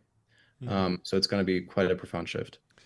What was your initial reaction to the Coinbase news, which was this morning? Obviously, very unfortunate, potentially leak of a bunch of personally identifiable information, home addresses, balances, things like that. Is that the kind of thing that in the future could be avoided through utilizing your network, or is that just sort of a reality of finance today? So my first reaction was that I think it was a very, very strong reaction from Brian. Huge fan of Brian's, of course, but I think very clear message, very clear next steps, and these things, they are unfortunate, but I think this is like was somewhat, at least from the outside, of course I don't know the specifics, but it seems like a relatively sophisticated social engineering attack. I don't think what we do will be able to help with something like with customer agent social engineering. Like I think that's a Yeah. very specific problem. But I mean more on the KYC side. Is there a world 10 years from now where somebody is effectively able to KYC using the world network? Oh yeah, I think that will almost certainly happen. Yeah, because the issue here was like, somebody has their government ID tied to a home address, tied to a balance, and then that creates a risk vector, which is why Coinbase is taking it so seriously. What about kind of centaur applications of artificial intelligence? So a situation where someone's gaming and they're verifying with the orb or their eyeballs, but they're still using AI. I mean, we've already seen this with a real person who's on a dating app, but they have a second app where they're taking the text, putting it in there, like the Riz GPT, and the responses are still AI generated, but there's just one person involved. Is that less of an issue, this centaur model, because there's still a human in the loop, versus there's one person controlling or puppeteering like a million accounts? Yeah, I think that I think by in a couple of years, I think almost everything we do on the internet we will do with help of an AI, because it will just make our writing better, it will make our thinking clearer. And so I think that is actually not really a problem. I think, and in some sense, the way we actually think about it is we think a lot about agents and agent delegation these days. And for example, I think one thing how this will be very useful is you will need to understand that behind an agent, or that an agent actually acts on behalf of a human, or like well, one human. And as you described, I think the important property of such a system is that you cannot deploy thousands or tens of thousands of these AIs, not allow you to interact with that. And maybe actually the gaming use case, there's a cool example here where with Razer, they built these gaming webcams. Yeah. And so when you actually verify for World, you receive a package of data that is not stored anywhere centrally. It's stored on your phone. And one of the things it has actually a signed face image. And so what Razer will be able to do, it actually will use that to ensure that you're not a deepfake. You're actually the person you claim to be. And so you can authenticate a live video stream. And I think the same will happen on video calls. Speaking of hardware, we were just talking about Apple getting into brain-computer interfaces. Neuralink is also in the game.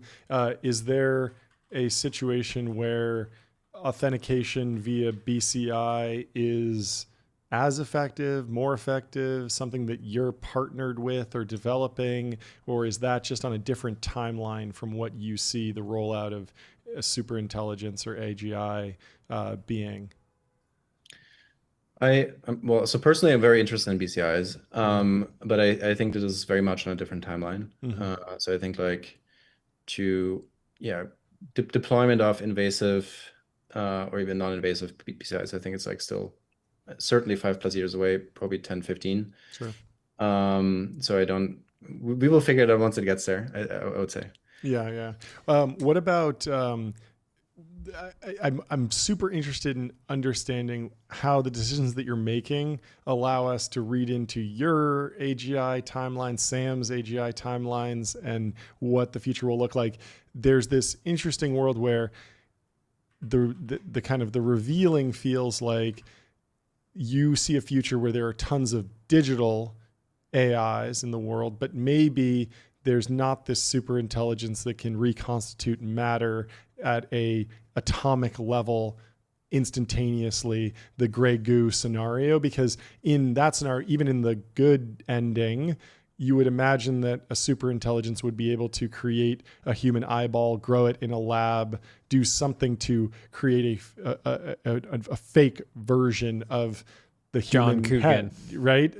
Maybe scan me one way or another and then recreate the eyeball. And so much like you could potentially fake a fingerprint reader with enough time and effort and detail in how you're constructing that matter, you would think that you'd be able to do that if you had unlimited resources and super intelligence and all these different things, but that doesn't seem to be the timeline that you're operating against. So can you tell me about like how your far future vision for super intelligence plays out a little bit? Well, I think about these things quite a bit. I think Um, so this kind of also like Ray Kurzweil vision of like eventually we'll have AI that creates nanobots that will be able to reassemble matter, Yep. etc. I think that is very likely to happen, but I think as a society, I think we'll like there's going to be a lot of other things that will happen before we get there. Hmm. And so I guess my internal mental model is that we are, I think, still at least 10 years away from that kind of level of intelligence, or at least from us allowing that level of intelligence to interact with the real world. Hmm.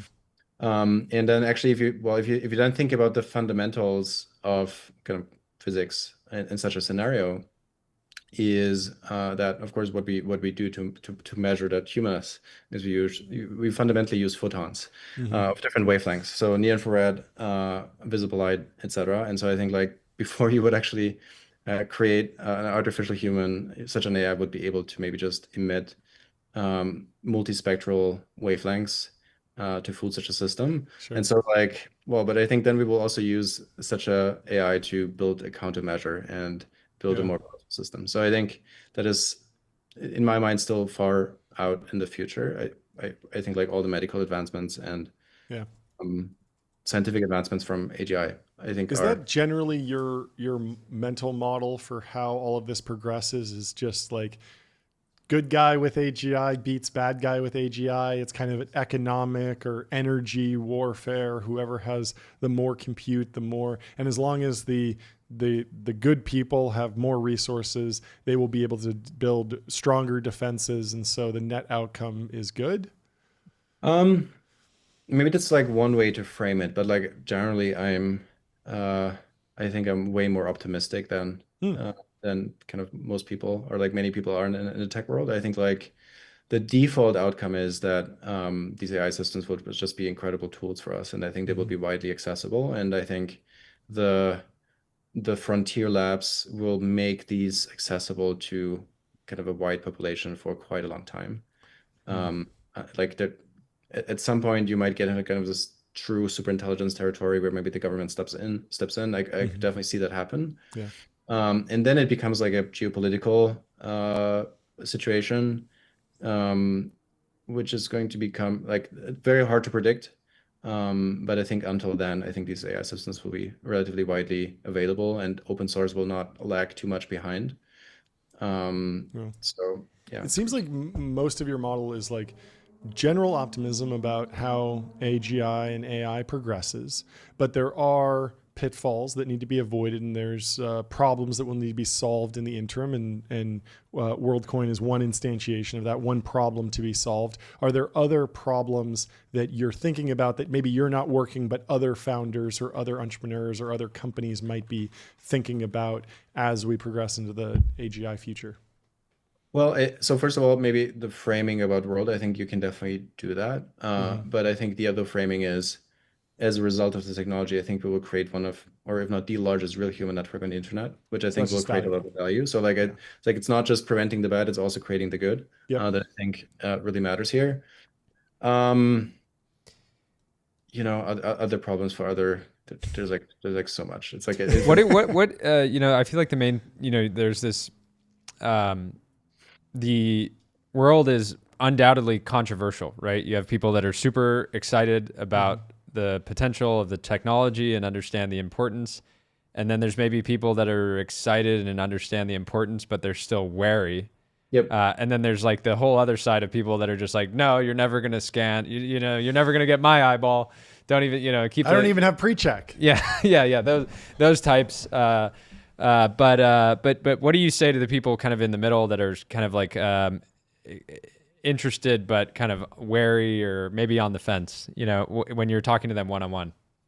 Um, I think like we have very, very high conviction around both the importance of this technology and how the technology is built.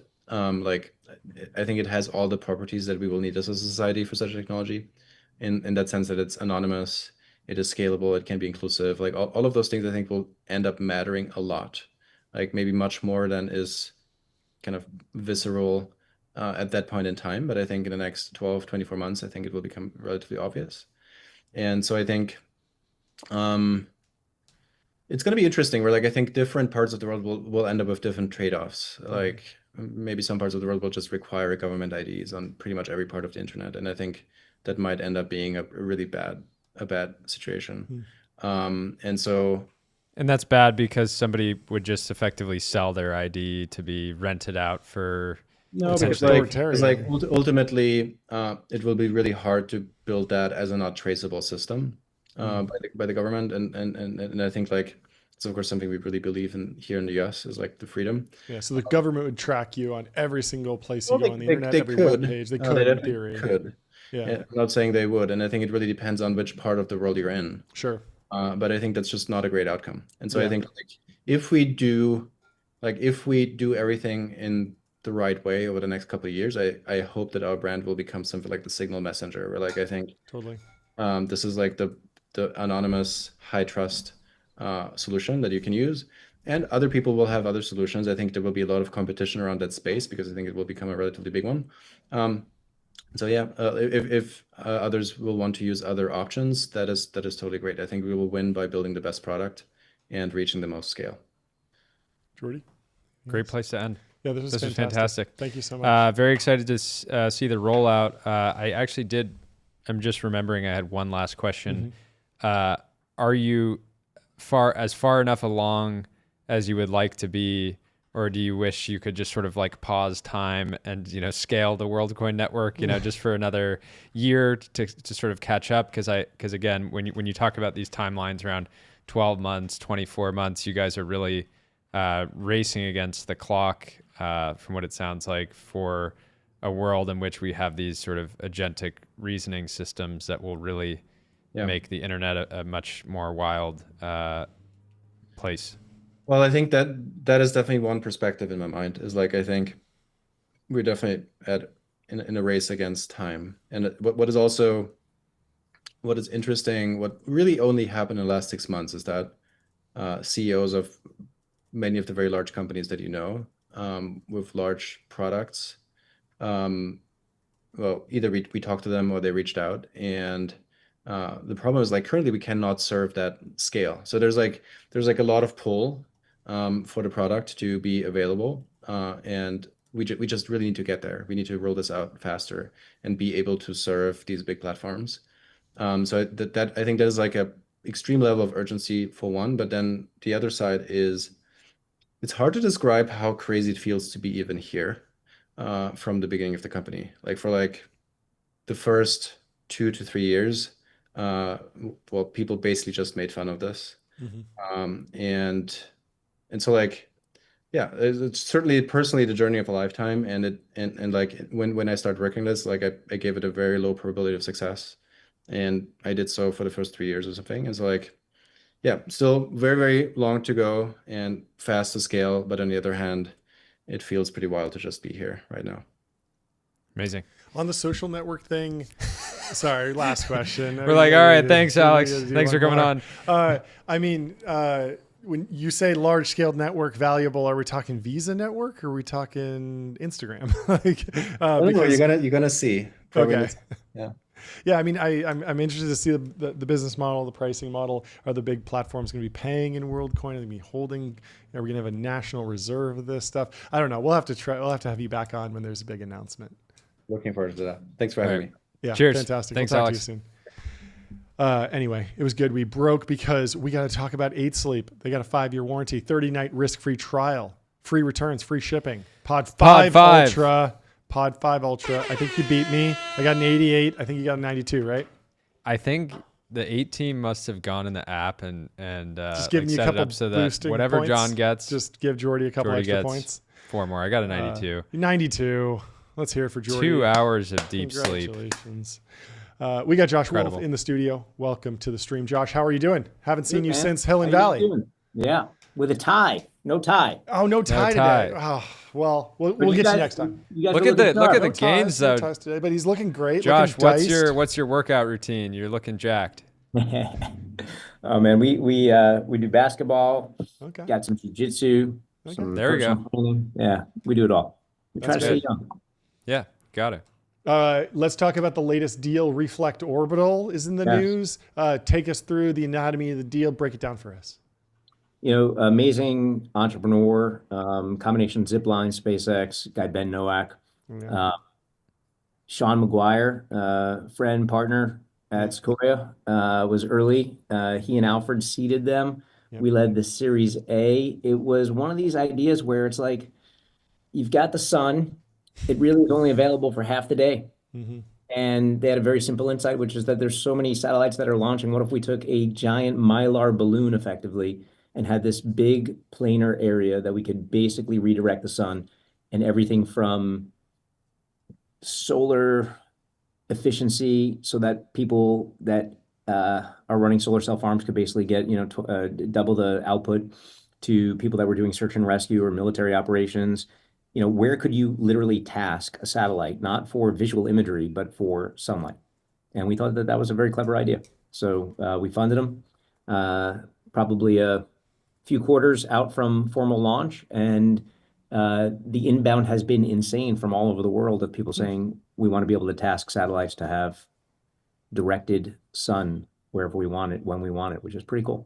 From governments or enterprises or both? Both, yeah. You can imagine folks in the Mideast, Yeah. folks where there's actually money at the government level, but no way that they could possibly do infrastructure for streetlights at night.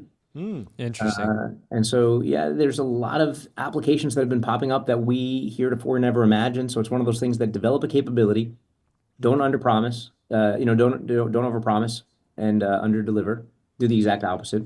Yeah. And people are coming to him. So yeah, we're really excited. And he's super smart, super, super sharp. Yeah. What do you think are the exciting second and third order effects of something like this, right? If you make an area that's dark for most of it, not most, but some percentage of a 24-hour period, and you light it up, I can imagine that would have positive impact. I think there's a bunch of data on like street lights. It's big for the crime. Andrew Huberman crowd. Well, They just yeah, I wanna don't get know. the I sunlight. don't know. Vitamin D. Andrew might be like, oh, you're disrupting my circadian rhythm or something like that. But no, but isn't there's a ton of data on like street lights and crime, right? It's like if you light up an area, like there's a massive reduction. I'm curious if you thought about kind of the potential externalities of the technology over time. Well, the first one again is energy, right? So if you're able to produce electricity, and solar is getting way cheaper and way better, but the efficiencies are still 50% of the day when you have sunlight. And then you're doing battery storage. But if you could extend that in certain areas, and particularly if there were sort of adjacent farms that weren't lighting up the city and screwing with people's circadian rhythms, that then could be transported through electricity, through storage and electricity transmission, I think that that's exciting. Yeah, sporting events, late night soccer games, all the kinds of things where in New York City, it's no question, and in Palo Alto, it's no question to be able to light up stadiums. But if you wanted to light up an area that was an entertainment zone, or you can imagine things there. For sure, implications on safety, again, on search and rescue. There's a reason that we always say, whether people are hewing towards elements of honesty, that sunlight heals all. So yeah, I'm a big fan of the sun. This feels like one of those deals that kind of lives and dies by the like specific variables in a spreadsheet. If launch costs are a little bit higher, it could be really, they could get kind of stuck if they don't fall enough, or, the distribution of sunlight that's not concentrated enough all of a sudden doesn't make economic sense. Is this more of like a bet on the founder, or have you dug into the spreadsheet and are you really confident on the model evolving, or is it more like the team's just so good they're going to go figure something out? Well, I would go and say there's different economics for different use cases, Totally. right? If you're a military and you want to light up a battlefield, That's you're very probably willing different to spend a lot than more just than the marginal solar user who maybe just needs a For, little bit for more. sure, search and rescue, are going to be these punctuated emergency kind of things where, people may not spare a cost in military as well. In other cases, obviously, military is going to want the cloak of darkness, right? And so they don't want to light some things up. Sure. But the honest answer is, on the first part, I don't know what the pricing is going to be here. We're comfortable, first and foremost, with an entrepreneur who is so thoughtful about every aspect of weight, performance, the material science behind it, the launch costs, the capabilities, the cadence, the frequency. And so I think it's one of these things like build it and they will come. And there's a little bit of faith in that. But I have a lot of faith in Ben. I think he's recruiting extraordinarily well. I think he's deeply technical. He's obsessed. I mean, truly like obsessed. Like, a lot of people do all kinds of things in their spare time. He's reading like math textbooks just for fun in spare time. So Bullish. super space nerd. Really talented. And Lux and Sequoia are Teaming up. forgive the pun, but excited for it to see the light of day. Nice. There we go. Boom. Let's Air get horn some for that. air horn. Let's zoom out and talk about space broadly. Launch costs have been coming down. There's been projections that they're going to come down further. Have you been pleased with the trend of falling launch costs? Are you seeing enough in the entrepreneurial burgeoning space economy? Are there going to be a new wave? Are we in the midst of a wave? Is the next generation thinking about other orbits, MEO or very low Earth orbit? What's exciting to you in space these days? I mean, I'm just going to give you a cascade of yeses. Yes, yes, yes, yes, and yes. There we go. Look, cost per kilogram to launch things up into space was the main limiting metric before. And larger vessels, better propulsion, more frequent launches, increasing demand, all of that has lowered that. When we first did Varda, it was the inverse analysis, which was instead of trying to figure out how do you get low cost per kilogram up into space, it's how do you actually develop something that is going to be high cost per kilogram to justify doing it in space and coming back down.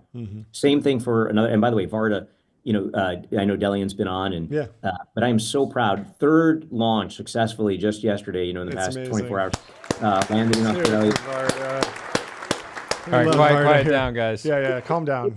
Brewy and Delian and team, truly proud of them, proud to be partnered. It is just awesome. Yeah. And, you're going 25 Mach, 25 times the speed of sound. The hypersonic testing, people have talked about the hype around hypersonics. Yep. It's real, and really proud of them and their launch and re-entry capabilities. Yeah.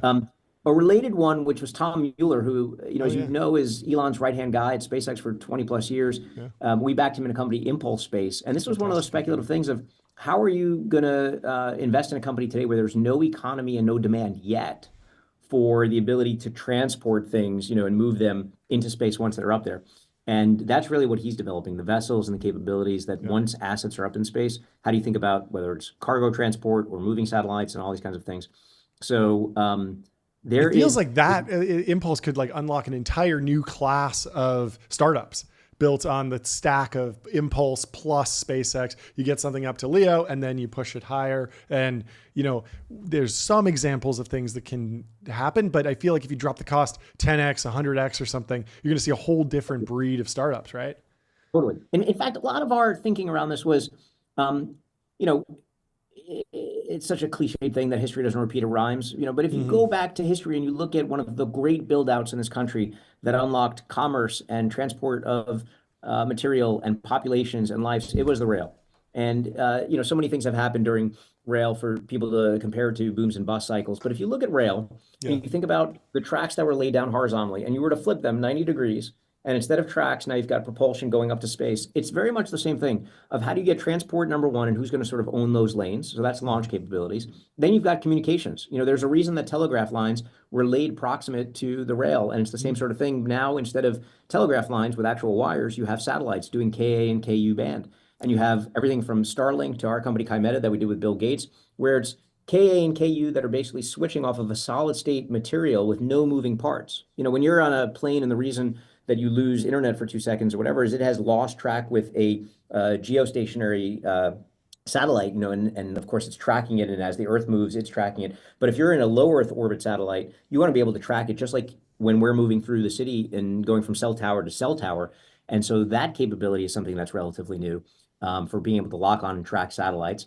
Then you've got people that are making things in space, like Varda. You've got people that are transporting or storing them. There's other companies that are doing effectively private space stations because, as you know, ISS is coming out of service. You've had geopolitical considerations of who's partnering with Russia or China. And so there is, I would just say, a very robust space ecosystem driven by the fact that capital follows talent, talent follows breakthroughs and ambition. And there are so many young, smart men and women that want to work in the space. And in many of them, they were in the pressure cauldron of SpaceX, which I think is an incredible culture. As you know, I'm critical about Elon about a lot of things, but I think SpaceX is an absolutely amazing business. And I think the people that are attracted to it, have been trained there, are now spinning out, are incredible. Yeah, I mean, the Varda story is fascinating because they started, I remember the very first pitch was for we're going to make ZB land in space. Then there was pharma. Now they're doing pharma and some defense and hypersonic testing and stuff. And it's just a testament to you bet on the founder and they'll go figure it out. But they are riding a really, really important trend. Totally.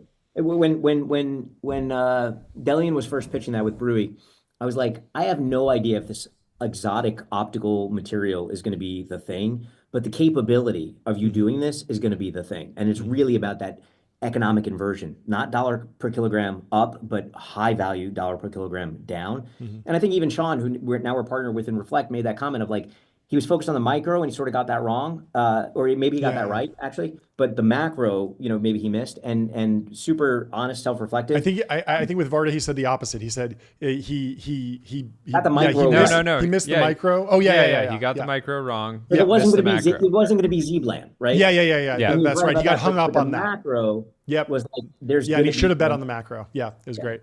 I think an underrated just story or fact about you is that you've been in venture a long time. Can you tell us the story of like the first fund and how you even got into venture and kind of what you've learned over the last, it's been more than 10 years. Has it been 20 years now? How long have you been doing 20 this? years. So look, I'm a science nerd. I was doing HIV, AIDS, immunopathology research, and I literally got into that because I watched an HBO movie when I was like 13 years old called And the Band Played On. What was it? Was it HBO? It wasn't HBO Max back then. It was just HBO, right? They swap back and forth. HBO, just old school HBO. And it was like this ensemble cast, and I had the right ambitious naivete, which everybody that we ever back does, which is like, I'm going to go cure AIDS. Anyway, I ended up working in a scientific lab, 3-4 days a week after high school, finished that all the way through college, published in 2 different scientific journals, thought I was going to go get an MD, PhD. My mentor was trading futures and options. So we'd be sitting there with a centrifuge of AIDS blood spinning down, waiting to run some 96 well enzyme-linked immunosorbent assay thing. And he's making money, and I didn't know anything about the stock market. My mom was I was raised by a single mom, and she was a resource room special ed school teacher. And I got enamored by capital markets. And my life since then has literally been the intersection of science and finance. And it is partially the satisfying thing for my own ADHD of being able to constantly meet new founders, and I never know who I'm going to meet, and then coming up with certain theses and running them down and either starting companies with founders or finding the people that are in it. When we started, Peter Aber and I, who's absolutely amazing. I mean, he's like literally my dispositional opposite, very much like my actual real life wife. He's smiley, he's positive, he's optimistic. I am usually in all black and negative. Everybody here has been indoctrinated with this idea that failure comes from a failure to imagine failure. Pete is like, well, what if it works? What if it actually becomes a multi-billion-dollar business? And my wife Lauren, him are very much the same. They're smiley. I always say, I've got resting bitch face, and it's a great dynamic. People joke he invented the airplane. I invented the parachute. It's a good yin and yang. When we started, we had friends and family to go out and raise money for Lux, and I joked that we had friends, we had family. None of them had any money. And we got lucky and met a guy, Bill Conway, who was one of the 3 founders of the Carlyle Group, which at the time had maybe 6 or 8 or 10 billion at most. Today, hundreds of 400, 500 billion. This was a fun for ants back then. And we met with Bill, and I always say, look, the counterfactual, and this is true of all of our lives, and anybody listening and any entrepreneur starting something, you just never know. And he was in the right mood that day. Maybe he had a great breakfast with his wife. Maybe he found out they just made a lot of money for a deal. Maybe he closed a big LP, whatever it is, he got good, or he's just in a good mood. But the counterfactual could have been he was in a mood. He was pissed. He was angry. He was frustrated. He was hungry.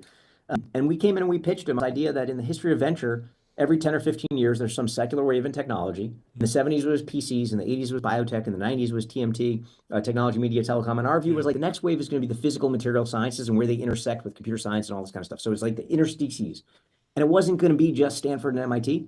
It was going to be like Cornell and Georgia Tech and University of Michigan and UT Austin, all these kinds of places, and physics and material science and chemical engineering. And so he said, I hope you make $1 billion. And he believed in us, gave us our first pledge fund. We were writing small checks.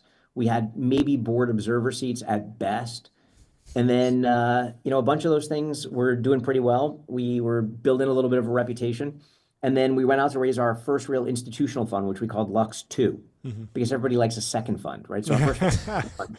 But like nobody would invest in a first-time fund. But if we called it Lux 2, there you go. Lux 2. This is like announcing a preempted round. We've been saying every founder should say that every round is a preempted round because it just looks better.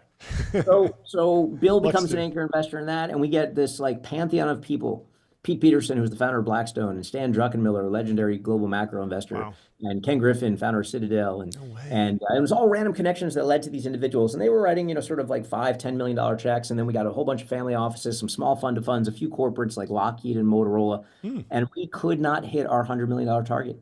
92.1 to this day. I remember every person that said yes or no, every $100,000 check, the people that have been with us for 20 years and the people that said no, that we would later on, because I got chips on my shoulder, we wouldn't let into the funds. You wouldn't let them back in. Brutal. Yeah, you gotta do that. But so I'm very thoughtful about the people that we ever say no to, because you never know, in 2 or 3 years they're going to be the people that you really want to back. But yeah, we started small, and today we're $5.5 billion, and Wow. but I still remember those early days. That's fantastic. Talk about the new science funding initiative. You guys have been following a lot of the funding cuts. Yeah, we talked to a breakdown. couple people on the show about the importance of basic science research, funding things that don't have immediate economic impact. What's the impact of a helicopter on Mars? What's the impact of understanding DNA at some atomic level? Things that Obviously, you can't. stuff comes out of that, but it might be a decade. There might not be a typical venture payback. What are you thinking about that space generally? Well, first of all, the roots of venture capital are really two things. It was deep science and it was defense. You know, so defense tech itself is nothing new. It really is the early days of the venture capital industry. Genentech, people forget that's one of the greatest venture bets early on. And Cohn and Boyer, and that spun out from the UC system. That was one of the early important proof points that helped to create the Bayh-Dole Act. So you had two senators, Evan Bayh and Bob Dole, that basically said, look, all this taxpayer money that's going into universities, they're producing property, intellectual property in the form of patents. But why don't we allow the university to actually own those instead of it being like march-in rights from the government? And what that did was just blew out, and it happened to coincide with the ERISA Act, where retirement money could start going into private equity and venture capital. That was also in the 70s, the late 70s.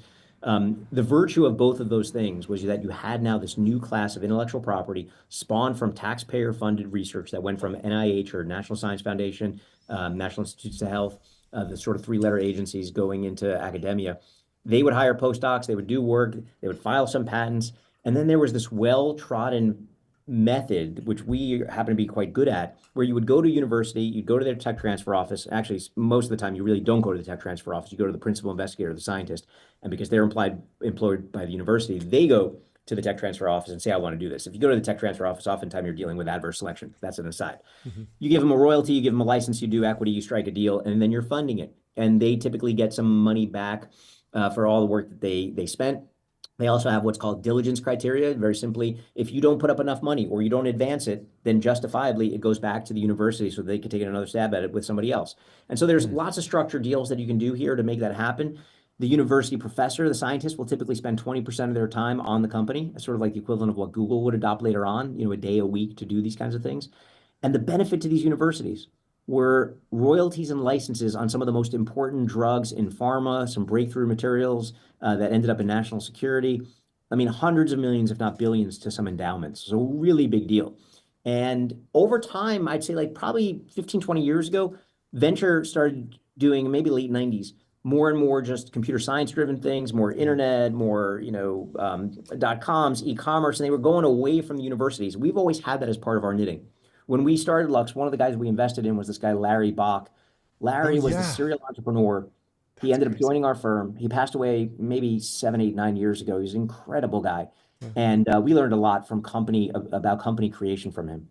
He started 17 companies from scratch, took 14 of them public, cumulative market cap over $80 billion. The most significant was Illumina, the gene sequencing company. Wow. And we learned how to do this and how to partner with young scientists. So we've been doing it really nearly 20 years, and we've started over 20 companies, ranging from high-tech nuclear waste cleanup, which was this company Curion that helped with the Fukushima disaster, to 4D LiDAR, to finding real-life mutants in a company called Variant Bio, where we go out like X-Men and are trying to find these outlier people in outlier parts of the world. Crazy stuff. But all of it has some breakthrough that happened in an academic lab, and you are going, and typically it's like 95% ripened and ready for commercialization. So you're not really taking that much science risk. The government took that, or the university took that, or taxpayers took that.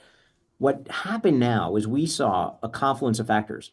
You got politicization that's happening at universities, where current administration is punishing for anti-Semitism or absence of free speech or whatever it is, cutting funding, potentially cutting tax status, potentially increasing tax on endowments from like 1.4% to possibly up to 20%. So they're facing very serious pressures to say, what are we going to do with our funding if we're not getting it from the federal government? Many of the scientists are innocent. They're doing nothing. They just want to do their work, whether that's finding cancer diagnostics or inventing new materials or coming up with, all kinds of interesting aerospace applications. And so they're facing funding cliffs now. And some of that is from federal budget cuts. Some of it is from politicization, but it's a big issue. This is against a backdrop where, to me, the biggest issue is not anything domestic. It's not about left or right. It's about past and future, and specifically a future that we are competing with China for. Yeah. China now leads in nearly 40 of 44 critical technology areas. Cultures get what they celebrate, and the culture for Chinese scientists and academia is not our culture, is not the TikTok culture, is not, celebrating Paris Hilton and Kardashians or whatever. It is build what we can to have an absolute utter advantage and an advantage relative to America. This is, you talk about make America great, truly what made our country not just great, but exceptional, attracting German Jews during World War II and making sure that we were the ones that developed the atomic bomb, and having the Institute for Advanced Studies at Princeton, having these amazing academic institutions, which were research institutions, not, political drama on campuses and this kind of stuff. So we need to go back to that. And we saw that there's bureaucracy, funding cliff, politicization, increasing pressure against this backdrop of competition with China. We said, we already do this NUCO formation and we partner with scientists. Now we're doubling down and we will go even earlier. You lost your grant and it's potentially on the path for commercialization. Instead of it being 99% banked, maybe it's 30 or 50% banked. We'll take the risk.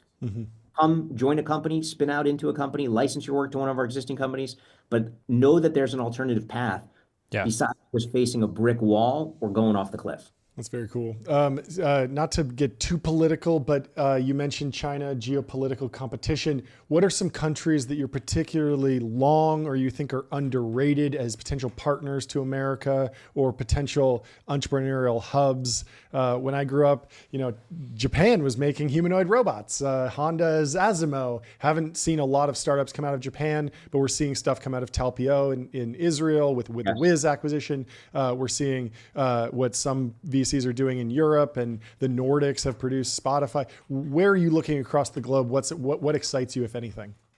Yes, and yes again. So we've got the leading AI company in Japan, Sakana. Cool. Which is amazing, and a bunch of the partners were over in Japan twice. And is the thesis for that national AI, like Japan wants their own foundation model? Is that right? Yes. Okay. In part, it's sovereign models, Sure. but it's not like Mistral in France. Okay. It is also sort of a very different, almost complexity theory approach to the model. So they're coming out with all kinds of new stuff. One of the founders, Leon Jones, was the original author, and he named the title for the paper, "Attention is All You Need," when he was at Google. So killer team, based in Japan. All the major Japanese corporates have now invested, and we're very bullish on that. Israel. Keiretsu? Leon Jones does not sound like a Japanese name, but No, he's not. Leon, But I mean, I'm sure he's having a big impact. Keiretsu is the right word for it, right? Where you get these corporations that sort of in build Japan, these... they own pieces of it. So the bank owns the piece of the industrial company, which owns a piece of the bank, and they all kind of work together. It's a very cool model. Mitsui, Sumitomo, Yep. Hyundai Heavy Industries makes the oil rigs and the cars and everything. Now that is changing, because you are seeing the rise of startups and a startup culture, because failure in Japan is very different than failure in Silicon Valley. And that's starting to change. And so we're optimistic on that. So Japan is number one, Israel number two. Sure. I mean, I really think that this young generation of Israeli entrepreneurs are going to be the greatest generation. They are literally being forged in fire. They are fighting an existential fight for their lives. Yeah. And people are shifting from, doing apps and ways and cybersecurity, still important, but they're now getting really interested in defense. We did two companies. One came out publicly. It's us and Sequoia in a company called Kela. You mentioned Talpiot. Oh, yeah. Alon Dor, one of the elite guys from Talpiot, who went to fight post-October 7th, and Hamutal Meridor, who ran Palantir in Israel. Oh, yeah. Just absolutely killer team, coveted, very sought after by investors. The other one is in stealth. Us, Peter Thiel, Trey, and a partner in Israel, Michael Eisenberg, all amazing people. Oh, yeah. We all came together to fund a company focused on a capability that Israel did not really have and needs for some of its most serious foreign adversaries. So that'll come out, I think, in the next few months, and we'll see some other Silicon Valley investors, I think, join in on that. Yeah, introduce us to the founder. We'll have him on when he comes out of stealth. Would All right. absolutely love that. That'd be great. Couple quick ones. Basic Capital. You guys were the first institutional investor, maybe the first investor ever. What was your personal journey to investing in the company? It was getting a lot of attention this week. It was funny because when a new company comes out to fund like auto loans, like nobody bats an eye. But if you want to give people the ability to, basically use debt to buy assets that appreciate, suddenly it's a big controversy. I think a lot of people got maybe some of the leverage here. maybe they got the calculations wrong too. I saw, so the internet was really doing its thing. But I would love to hear. It is controversial, but we think it's necessary. Credit due, honestly, love him, like him, hate him, never ignore him. Bill Ackman really was the seed check. We came in, Henry Kravis came in, and the founder is amazing. I mean, he doesn't really talk about his story, so I'm not going to go too deep into it, but he grew up, I'll just give you, in a refugee camp, Palestinian, in refugee camp in Syria. Wow. Basically a Hamas-run camp. And the story is insane, if and when it comes out, on how he got out of this situation. Ended up in first Europe and then the US and then Goldman Sachs, and becomes an expert in fixed income and complex derivatives, and is just absolutely brilliant and resilient. So we loved him and his personal story first and foremost. The way we got to him, our partner Dina Shacker, I think through some shared ethnic connections, he reached out. It wasn't an area that she had a particular expertise or interest in per se, shared with our partner Peter, who loves a lot of stuff in finance. And they end up spending like 90 minutes together. I don't even think they talked about the business until, last 10 minutes or something. But Abdul is very special. Matt Levine, I think, has covered it for the past 2-3 days in sort of a positive way, which for him, and he's a friend, is a nice thing to see. They're going to figure out their model, but the premise was we allow people to borrow for all kinds of depreciating assets, and we just accept this. We allow people to borrow for consumption. We allow people to borrow for homes, and the theory that homes are only going up, or for cars, as you noted. Why do we not allow people who are not owners of the American American economy in particular, to own a piece of it? Because that, if you really care about inequality, the wealth gap, is because people that have the ability and the savings to invest in the American stock market and just watch it compound over time, even in low-cost index funds, are at a superior advantage. And so that's really what he's looking at and addressing. And we're very fond of him. Last question: humanoid timelines, bullish, bearish humanoids. Tesla right now is pricing in humanoids almost immediately, it feels like. But yeah, what's your thought on? I'm pretty sure Elon is curing blindness, autism. We'll have a whole nother Elon discussion on his relationship with the truth and some of my criticisms on some of the other things outside of SpaceX. But look, inside Lux, there's a dithering spectrum of people that are super bullish on humanoids and people that are super skeptical. I'm more skeptical on humanoids, even though we've made some investments, in that I don't think the form factor should be 2 arms and 2 legs. It's a lot of motors, right? Well, it is a lot of motors, and that's actually a big opportunity as well for a lot of companies. And it is white space because 70-80% of the motors are coming from China. It's about 60% of the BOM for most of the motors. Average humanoid robot's going to have at least 25 motors. You imagine them selling 10,000 or 100,000 of them. I mean, you're talking about millions of motors. So there's going to be an opportunity for motors. Not clear whether it's going to become standardized, special, small batch. But there's an opportunity in a white space there because we are so dependent on China. But I care more about the fact that most of these things are being teleoperator trained. Even Optimus, which was sort of a performative thing, because most of those things, except for when they were dancing, were being controlled by humans. So it wasn't really fully honest until they revealed that like a day or 2 later, but it was too late. But even 2 arms, 2 legs that they're being controlled, why am I unpacking a sink or folding something with 2 hands? This should be, in the Darwinian sense, endless forms most beautiful. When he was talking about the diversity of species, I want to see a diverse set of robots that are almost like the canteen scene out of Star Wars, where you're like, holy shit, like, did that thing just have 6 arms and just did that thing like that is unhuman? That's what I think our robots should look like. More droids, so to speak, than robots. But the amount of competition that's here, there's 7 different companies today trying to do humanoid robots of serious scale. Talent is flowing between them, and we're going to see them. The question is, where's the killer app? And everything I hear is fold laundry, undo your dishes, be a companion to somebody in your home. I haven't seen that visionary person that's like, no, no, no. The way that we're going to use robots is XYZ. And I get the argument why humanoid robots make sense for a human-built world with door frames and steps and buttons and all that kind of stuff. But I'm convinced that the future robot company that rules them all is going to be either something like one of our companies, Pi Physical Intelligence, run by Lockie Groom, and we had them on, great team. Incredible, right? That is all about the embodied intelligence. They don't care about the form factor. You want to use Chinese Unitree, you want to use one of our other companies here, Fauna, all good. But we're going to be the embodied intelligence. That I think is really interesting, because one way to make money in venture is always understand what's abundant and what's scarce. And what's abundant in, say, AI is training data. You can train on the open web, you can train on Reddit, you can train on Twitter, et cetera. What's scarce in robots is having a repository of training data. And so that's why you've got humans that are doing this teleoperation and training them through kinds of scenarios. But when they enter unstructured environments, what you want is these world models that basically navigate a situation that they've never been in. If a founder came to you named Dar, would you get bullish? Did you popularize nominative determinism? You have a thread. It's now, I think, really I got to figure out how many people are on there. 106. Yeah, 106 listings. You know, a friend of mine, I'll give him a shout out, this guy, Russell Diamond. He's a totally different form of business, but I think I don't know, when I started posting, it's got to be at least 5, 6, 7 years. And some of them are absolutely hilarious. But, I mean, the most recent one, it's Rich Fairbank is the CEO of Capital One. Just amazing. I'm convinced they're screwing with me now. Like, some of these names, they're just putting out there, like, let's see if Josh just gets pissed off. Well, it's amazing that you've built a firm instead of being a solo capitalist, a lone wolf, but it somehow worked out anyway. It was great having you on the show.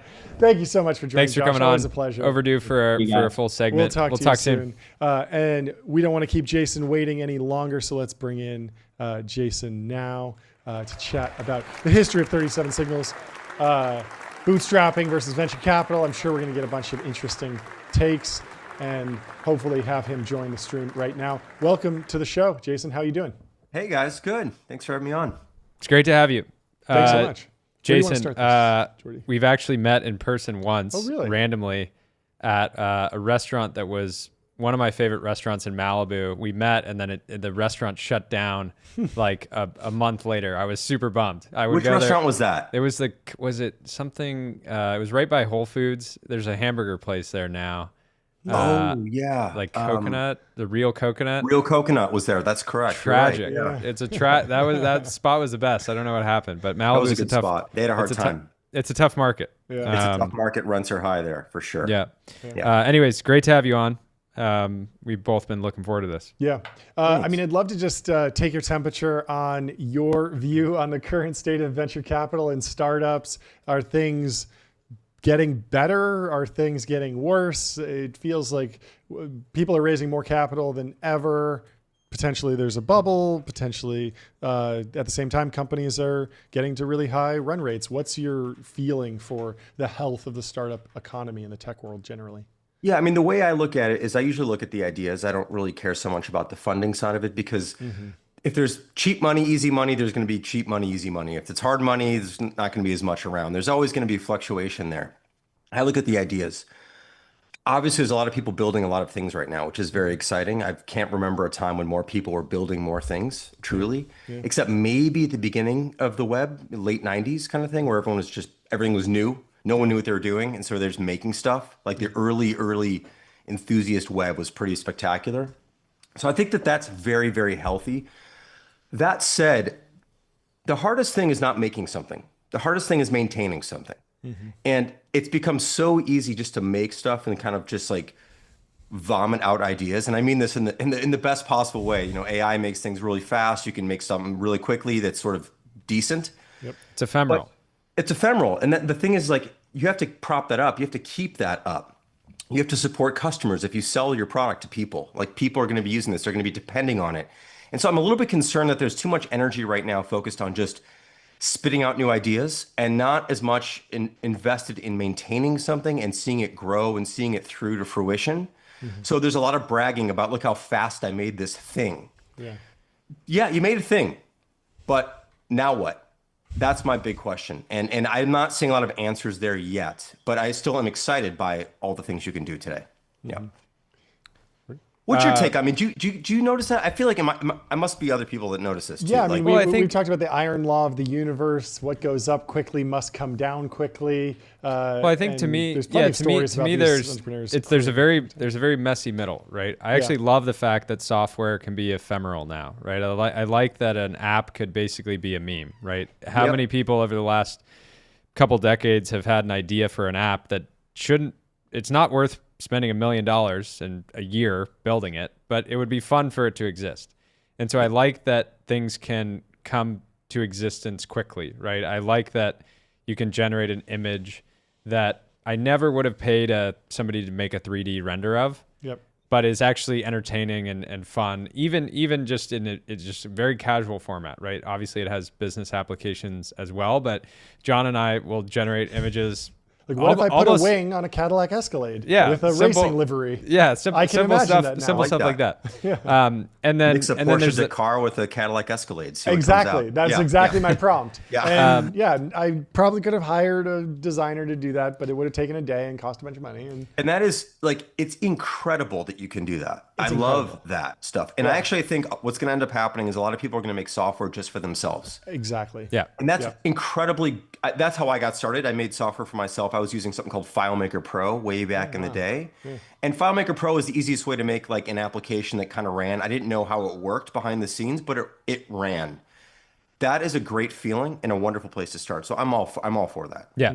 And where I was going is there's kind of the opposite spectrum of software that's really craft driven software. Somebody on the show, I think it was Jack Altman, was talking of this like Jiro Dreams of Sushi form of software where you're looking at an existing product category and there's a bunch of tools that already exist and just looking at it with a new set of eyes and just saying, I'm going to spend more time obsessing over this one product experience than anyone else, and I'm going to make a great product. And I think that's great. That's kind of like, you can still use AI to do that, but it's not just, slop, right? But then there's this interesting messy middle right now in venture where you have 20 different teams approaching the same problem, and both everybody's kind of racing at it without a lot of real vision or craft. It's just about speed and just spewing stuff out and seeing what sticks. And I think that is sort of an unfortunate byproduct of the state of things today. And it wasn't always that way, right? It used to be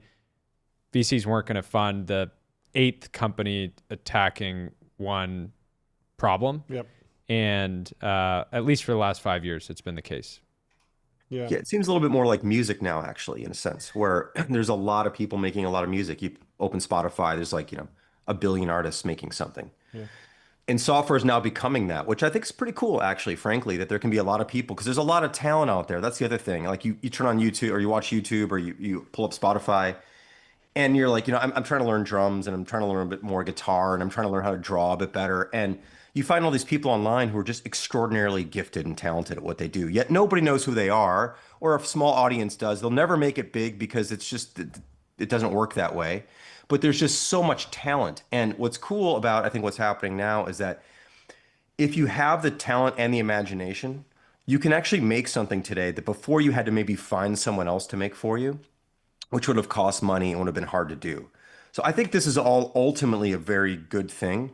But I can imagine, again, I'm not really in the finance world or the venture world in that way, but I can imagine how you have to put more and more faith now. Maybe it's always been this way, but more and more faith in the people and not just sort of what they quickly make, because it seems like making something quickly is not the hard thing anymore. It's like, are these people, is there conviction there? Do they care about what they're making? Are they trying to spin something up? I think there's a little bit more character evaluation, perhaps, that's going to be necessary. Can you talk about lessons from the first wave of the internet, the .com boom? versus the rollout of AI. The bull case for AI's rollout is that, well, everyone's already on the internet, so they can just visit a URL and interact with a new product. Stripe already exists, and so they can start charging money immediately. The kind of bearish case that we've been hearing is this idea that, well, there are plenty of scaled internet companies that are still in founder mode, and I don't know if you believe in that ideology, but this idea that Mark Zuckerberg is not asleep at the wheel. He is very much aware of AI and can move very, very aggressively with huge resources to stay relevant. And there are also plenty of companies in the $100 million revenue, $1 billion revenue categories that are already moving quickly. They might be a little bit slower, but how brittle do you think big tech is right now? How brittle do you think are the companies that are in a category they've been in for a few years? We talked to a few founders where they almost got bored pre-AI and now they feel reinvigorated. They still control their companies. How are you wrestling with all of that? It's interesting. It's kind of like, well, there aren't a lot of parallels between the early days, because in the early days there was nobody. Like it was just like everyone literally like was just learning HTML and just making a web page. Yeah. It wasn't really, I felt like Amazon, when Amazon launched, that was like the first kind of thing that felt a little bit different actually to me. Like someone's actually putting this together in a way where you could do something you couldn't do before. That felt, buying books online, that whole thing. And in the early days, it was all about like, people were even afraid to put their credit card online. We couldn't even when we first launched Basecamp back in 2004, we couldn't even get a bank. Well, we eventually did, but to give us a merchant account, which is what you needed to charge credit cards. Now, like your point with Stripe, you just like sign up and you can accept cards, or Square or anything. Like we had to provide deep financials. They didn't trust this internet thing. They wouldn't even allow us to charge annually for things. We had to charge monthly, which is actually a good thing in the end. But we're going to try to charge annually. They're like, what if you go out of business in 6 months? We're on the hook for this whole thing. So you have to charge monthly. You charge your customers monthly, so there's less risk. It's fascinating times. It's totally different. Totally. What's interesting today about big tech is there's so much power, obviously in a handful of small, big companies, but a small group of these companies.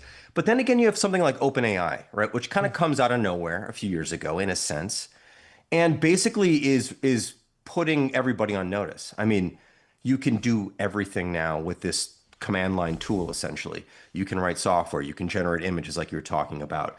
Why would you Google anything anymore? You can do it better this way. And so there are always going to be brand new flashes that come out of nowhere that challenge big companies. Now, the thing is that OpenAI is now a very large company very quickly. So I think what you're going to see one is... of the... Yeah, go ahead. I hate to cut you off, but an interesting point about the new generation of tech giants is that it seems like they're possible to build. You just need $5 billion, right? If you look at like TikTok or OpenAI, it's like, what are the truly breakthrough consumer tech specifically? There's something unique about foundation models that they are incredibly capital intensive that feels different. Well, yeah, and the social network example is like, yeah, you can build a new social network. You just need to be able to spend billions of dollars on Meta and Snapchat acquiring the advertising. network. But yeah, I don't know. Yeah, but I think, yes, you're right. But also, we're always going to be surprised. The next newcomer is not going to be the obvious one. It's going to be someone with a new model for what social media is, or a new model for what search is, or a new model for whatever is. And they're always surprising, I think. And that's the exciting thing about it, is that if we just look to the existing players, like they're not really going to be able to innovate that much. It's just someone new had to come along, like OpenAI, and they push everyone else to begin to innovate. So I don't know. I think there's always going to be innovation. I think most of it ultimately comes from the shadows, which is generally a small, tight team. Typically, it's not a big companies aren't innovating in this way. They will then jump on the bandwagon because they have the money and they can buy the incumbent or buy the newcomers. But the new ideas come from the small teams, the small guys, and I think that's still going to be true. I don't know if you saw the Airbnb relaunch, Airbnb 2.0, but Brian Chesky has, I mean, I'd love your take on just it feels like we were looking at the stock. It's been an $85 billion company for 5 years. It's kind of languishing. It feels like there's a little bit of restlessness, like he just wants to do something new. And I'd love your take on that. But also he has advocated for this idea of like an annual release cycle, really pushing the whole team to unify around this Steve Jobs-esque keynote. And from a product management perspective, do you like that? Do you recommend that to other startups or tech leaders generally? Yeah, good questions. So this just launched like 2 days ago. So I'm not fully up on it, but what I know is he's basically now offering personal services and not just rooms to rent. Yeah, find a hairdresser, find a personal trainer, that type of thing, potentially dog walker. A lot of this actually launched Airbnb experiences 8 years ago with you're going on a vacation and somebody can be your local tour guide or take you river rafting, for example. Right. But now he's trying to broaden out to get your car washed or get your car detailed, for example. It's so interesting. When I saw this, so I had so many different thoughts, and I'll share a few of them. Please. First of all, I think Brian's probably one of the greatest CEOs around today. So I wouldn't bet against him, first off. I was surprised by it. I understand there is no good place, trustworthy place to go to find these kinds of services. Yeah. So it's sort of natural that you'd expect somebody to do this, but you have to come with trust and you have to come with a big platform because it's hard to start small. Yeah. 2 billion users. 2 billion users. Yeah. Huge. Is that right? 2 billion. I mean, isn't that crazy? So what they're doing is they're lending their trust and their sense of taste and like the vetting of these professionals who provide these services. That's a hard thing to do from scratch. Like you have to have the experience and the history, right? So while I think it's kind of far afield, actually, I think from what they do. I like the other version of experiences just off the bat, which is more related to going to a place. This feels a bit tangential. That said, I wouldn't bet against them. I'm sure they've thought about this more than I have in a day and a half for like 5 minutes. Yeah. But I was a little bit surprised by it. It almost felt like a little bit, in some ways, too easy. I don't know. I know it wasn't easy, but or too obvious in a sense. But also, then you're like, but this hasn't happened yet, really. Yeah. So why not them? Why not them? Totally. Will it translate? I don't know. I looked at a bunch of them yesterday in my area, and I'm very curious. I'm very, very curious to see how this pans out. But I think you have to find revenue somewhere if you're a public company or a big company, and there's only so many rooms. There's only so many people who want to rent rooms. They've done an incredible job with this, and this is probably a good way to diversify the revenue stream. And it is related enough, even though it feels a little bit separate still. Yeah. But and the business is roughly the size of Marriott and Hilton now. Like it is basically a large scaled hotel chain. And so, what is that act two? It's a good question to ask. One way to think about it, actually, it's more like a concierge at large. So if you go to a hotel, right, you go to the concierge desk and you're like, I don't know what to do here, or whatever. It's sort of like that without having to go anywhere. First of all, you can do it locally and where you're going. So to me, I think of it as like the massive concierge. Yeah. And in that way, it ties nice hospitality. So we'll see. And on the annual release cadence, it's coming from Apple. Chesky obviously looks towards Jobs as an influence, but smaller and smaller companies are starting to adopt it. But at a certain point, you're such a small company, maybe you should be releasing every week or every 6 weeks or something like that. So what's your take? Yeah, that's a great point. So I admire it, frankly. I admire it actually for the patience. And I actually think in some strange ways, it is a better way to capture attention. So one of the things is like you want to release, people feel like they want to release a lot because they want to maintain a sense of presence in the market and want to get people's attention often. But I think what I found, at least what we found has shifted over the years, is that when you release a bunch of small things, it's hard to grab anyone's attention with a handful of small things these days. Yeah. When you have a big release, a big drop, for example, and there's 100 new things. I saw Square just did this recently too. Yeah. You're going to pay attention to that, and you're going to be able to tell a much bigger, broader story. And I think in many ways, people are like, wow, that's a lot of stuff. like an OS release or like, a new phone release used to be, things like that. I think one of the reasons people don't pay attention to maybe Apple's releases as much is because they become predictable in that way. So I think you can. I like what Airbnb is doing and other brands are doing, where it still feels a bit unpredictable what's coming. Yeah.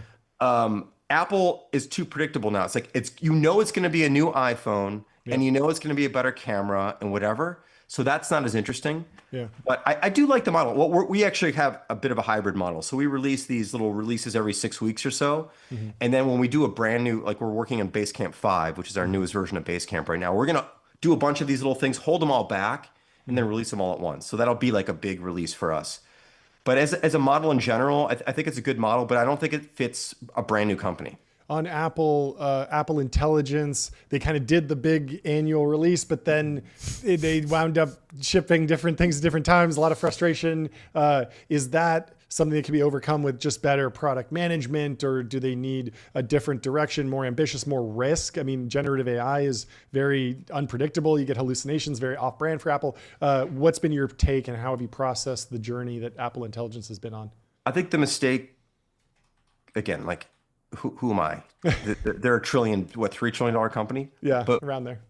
Since you asked, the mistake I think they made is they made a promise. And promises to customers, I think, are typically very bad ideas unless you actually have something ready to go right now. Yeah. Or like within a week or two or something. But there's nothing easier in business to say, yes, coming soon. Yes, later. And that's what they did. And now, they sold They sold the new iPhone based on Apple. It was Intelligence. on every billboard. Exactly. And it didn't come for months. These now they're behind the 8 ball simply because they promised. Yeah. Had they just talked about it, we're going to be rolling this out. Like, the expectations would be totally different. So a promise is a very, very dangerous thing to be made far in advance. This is one of the things that Jobs is really good at. When he had a product to share, he waited, then they shared it, and you could buy it today, or going on sale on a specific date, or something very close, right? He rarely had long-term tech demos or something. It was always about real stuff you could basically go buy. And this is also one of the things I hate about concept cars, which is you see these amazing things and these cool ideas, and you'll never be able to get them. And you're like, why does this company spend all this money doing these concept cars? And it's just frustrating. And that's kind of Apple Intelligence is a concept car. And, great take. And it's tied to promises. Bad idea. So that's where I think they made a mistake. I think they will figure out a way to come back from this. Yeah. But I think this is going to lead to a major, major shakeup internally. Yeah, it already has. There's already been people moving around. Right. Does it worry you that? But I mean, maybe a bigger shakeup, like people. Sure. Not just moving around, because moving around is like, this is the wrong analogy. Okay. Really wrong analogy. Bang you. Down. The Catholic Church moved priests around when they made some big mistakes, right? So here you go. That's not how you solve the problem.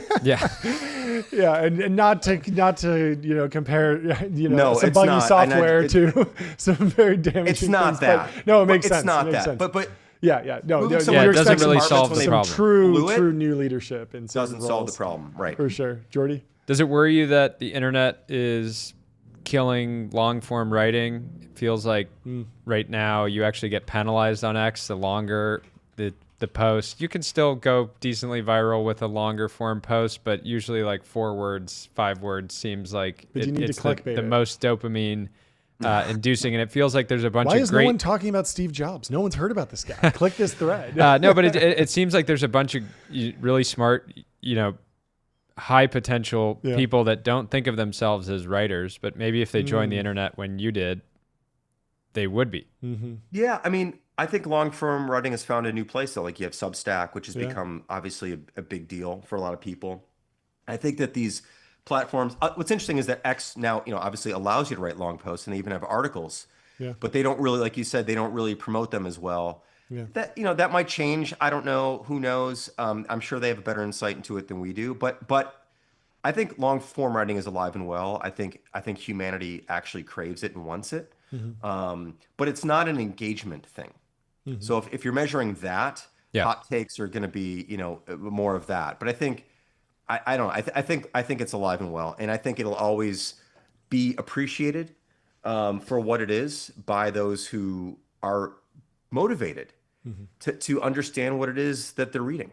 You know, if you just want to kind of absorb it like candy, that's fine too. But like if you really want to get into something, it needs to be long. And also like podcasts are like long podcasts are a great example. That's essentially long form writing that someone's reading out loud. And there's a lot of people who are willing to spend 2, 3, 4 hours listening to a podcast. Granted, they could do something else while that's happening. That's a little bit different than reading. But I think long form depth, let's call it just depth. Let's call it actually, instead of long form, it's like depth versus shallowness or shallow versus deep or whatever. I think there's a lot of interest in deep still. Yeah. Yeah, and it says something that the platforms don't necessarily reward deep, but it's again, it's somewhat of a barbell where if it's deep but truly, you know, groundbreaking or moving, you'll still get that sort of viral I mean, there's that pickup. guy Chris Pike who keeps going viral with just drops a link to a Google Doc. And it's just such an interesting post that it still breaks through, even though links are banned and no one reads long form. Every time he drops one, it's everyone clicks it. Well, in the end, like it is like if it's good, it'll surface. Always. I do think that contrast is very handy though. So with a lot of short form platforms, X, TikTok, with these kinds of things, you create a contrast now. And so now, you know where you can get long, you know where you can get short. Yeah. And I think each platform will cater to it. I mean, this show will be experienced as a 3-hour live stream, but also I'm sure we're going to share a 1-minute clip of this, right? That's right. And that's just kind of the nature of the internet. I want to talk about the hyperscalers and AWS. You recently moved some data on-prem. My question is there some sort of cartel dynamic going on with the clouds? Because you would expect these are fairly commoditized products. There's Azure, AWS, GCP. Why do they have high margins? Is this some sort of like Coke and Pepsi thing where they have a tacit agreement not to get in a price war? Because you'd think that you'd be able to just go and get to some base level cost with 3 hyper competitive companies in the space. Yeah, I mean, you would think that costs would be driven down considerably, and maybe they haven't been in some areas. I mean, the airlines are directly competitive. They make no money, right? Airlines, famously bad business. You would expect the cloud to be similar, but it's not the case. Yeah, I wonder if I don't know. I don't know the answer there. I mean, I know that data. Well, storage is cheaper than it has been, but in general, I think what they're selling is convenience, and convenience is always expensive. Sure. So you go down to the corner store, the bodega, whatever, you're going to pay more for for your Tide laundry detergent than you are if you buy it at Costco, because you got to get in the car to go to Costco. You got to buy more. If you need something really quick, you go down there. And really, cloud services, what we've determined, at least what we feel, are like it's about convenience. You can spin up really quick. You're not, you don't have to learn a lot of deep sysadmin stuff. Technically, you should know this stuff, but you don't have to. And so you're paying for convenience. And I think that that's always going to have a price premium. What we've realized is that for us at our stage of development, been around for 25 years now, it's wildly expensive to host in the cloud, to use cloud servers, and on-prem can save us a ton of money. And it's not hard anymore like it used to be. It's gotten a lot easier. You still have to have the knowledge, but it's not as hard. We're not as afraid of it. We're saving millions and millions of dollars now, not paying Amazon their fees. But again, if you're starting up right now from scratch, you're going to try something out, it does make sense to start in the cloud because you don't want to invest anything else any more than you need to. And it's a good place to begin, but it's also a good place to leave. And we do this in life all the time. We start somewhere and then we become more expert at something, and then we leave the beginner version of something and we go pro, whatever. Like to me, going pro is going back on-prem. And I think you're going to see more and more companies who've developed something, who have now have a steady, substantial, sustainable model revisit the cloud and probably go on-prem. Big cloud, they don't want you to know this one simple trick. Going on-prem. I mean, back on big tech, I've been personally very disappointed with the rollout of Gemini in Gmail. It feels very bolted on, turn and long email into some bullet points. I know how to skim. Is there an opportunity for a greenfield AI email product? We saw this with Mailbox in the mobile era, kind of creating the swipe pattern. That exited to Dropbox, kind of a good outcome. They wound up shutting it down. But what are you thinking about the future of email? Obviously, you're deeply invested. Yeah, I mean, we have a product called Hey.com, which is, we don't have any AI in it at all. My feeling is that a lot of this stuff's actually going to come to the OS level. So like the idea of being able to like summarize a document or shorten some writing, it's already in Mac OS. Yeah. Probably in Windows. I don't know enough about what's going on in the Windows world, but I should. But you can select some text and like do whatever you want with it. Like you don't need to build that into your product. Sure. I think the AI side of it is going to be handy for obviously search, finding things you don't know how to describe. That's really useful. I'm not a big fan, frankly, of the idea of like AI telling me what's important and what isn't. Yeah. I think it's too easy for it to miss something and then you being really pissed and missing something. So Playing telephone. Say again? It's like playing telephone, Yeah, it is. There's something's lost in translation. Like I don't want those hands in my stuff. Like I get a lot of emails. I know who's important. I know how to get the stuff. I screen, with, hey, you can say, I don't want to hear from these people ever again. You'll never hear from them again, things like that. I want some human control over that. Yeah. But I would like to be able to search better. I'd like to be able to find things by describing them in different ways. I have some curiosity around that. We're exploring some things there. So I think mostly search and surfacing things and blind spots. Yep.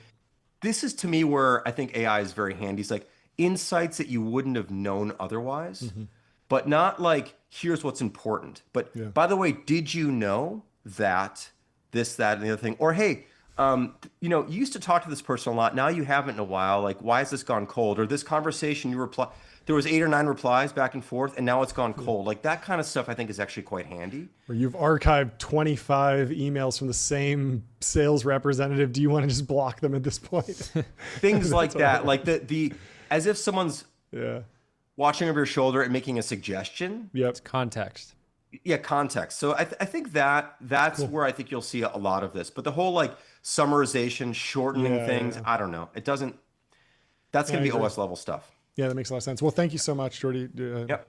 We all done? I mean, if you have another minute, I know we have to jump in a second. But I have this theory that most people in tech that say they want to build $1 billion company just want $2 million a year of free cash flow. And I think that's like I think that like literally 90% of people that say they want a unicorn just want stable income, couple $1 million a year, fly right? And it's more first class. But I'm curious. So that's my opinion. I'm curious if you have some sort of high level point of view on what people in the technology industry get wrong about money or wealth. Yeah, that's a really nice question. I think $1 billion would be a burden, frankly. I don't think I wouldn't want that. I don't care about that. I don't see what the point is of that.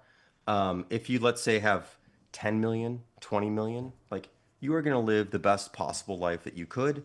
And you're not going to have all the massive, massive weight on your shoulders from having $1 billion or the expectation that goes with that. My general feeling is that you should want to build a business that takes care of you nicely, takes care of your employees nicely, and is sustainable over time. The idea that you want to build it big. I know a lot of people who built massive businesses on paper, billionaire valuations that ended up with close to nothing, except a lot of sleepless nights, exhaustion, and frustration 15 years down the road when they realize that they diluted themselves into basically nothing. The market changed and they have nothing now. I think what you want to build is a business where you can take money off the table as you go. Whatever that looks like, if it's 100 grand a year, if it's $1 million a year, if it's 3 million a year. But the more money you can take off the table as you go, I think the better off you're going to be. Versus trying to pile it all back into the business, reinvest, and bet on the future that you don't know is going to happen. I think a lot of people actually end up in a deep stage of regret when they realize that they have nothing left after they put in all that work. Well, so my advice would be build something where you can take money off the table as you go. And if you're in it for 10, 15 years, you're going to build a nice nest egg, a really good one. It could be tens of millions, could be 100 million. And you're going to be extremely happy that you did that because you don't know what's going to happen in the end, except this. Every business dies. Yeah. Well, next time you come on, we'd love to introduce you to SoftBank. I think we could line up a really massive round for you guys, really put you on a different trajectory. I think it'd be great for you, actually. We were joking before you joined. Some one of these platform venture funds comes there. There's definitely a number for Basecamp that might be tough. But what you're saying, that the challenge is venture capital is fundamental. Even, a dollar of venture capital becomes at odds with this idea of taking money out of a business as it goes, because the VCs will just say, I don't want a distribution of $100,000 this year. Like, go raise another 20 million. And it's the reason I brought it, up is because we're at this period where seed stage companies will have $10 million of revenue, right? We just heard from a friend of ours yesterday. They invested in a company that came to them ready to do their first financing with $10 million in revenue. And it is interesting because AI is giving people more leverage than ever, more ability to build these sort of big, fast-growing businesses with a limited amount of resources, and yet venture capital is doing its thing. But it's great to have you on the show. Really enjoyed the conversation. Thanks for having me, guys. Appreciate it. This is great. We'll talk to you Love soon. to have you on again soon. Cheers. Bye.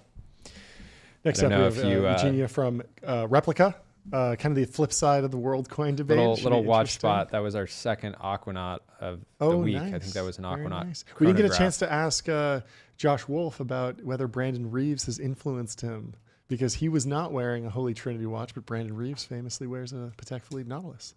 What a guy. Famously. Anyway, we have Eugenia here in the studio. Welcome to the stream. How are you? Hi. Thank you so much for having me. Fantastic. It's great to have you on. Would you mind introducing yourself? I mean, everyone knows you're the founder of Replica, but there's a couple other steps in the path, and you're working on something new. How are you introducing yourself these days? Sure. So my name is Eugenia. I'm founder of Replica. Oh my God, I wanted to say founder and CEO, but I'm not the CEO anymore. Started something new, which we're going to very, very soon. Cool. Yeah. Okay, great. I mean, I'd love to talk about when did you start Replica? Because I feel like the most interesting thing is that you were just way, way ahead of most of the other AI interaction companies, companions, all these trends. Can you give us a little bit about how long you've been in the business and how it's evolved? So we were actually the first generative AI company, the first consumer chatbot company powered by generative AI. We started the company back in 2013. Wow.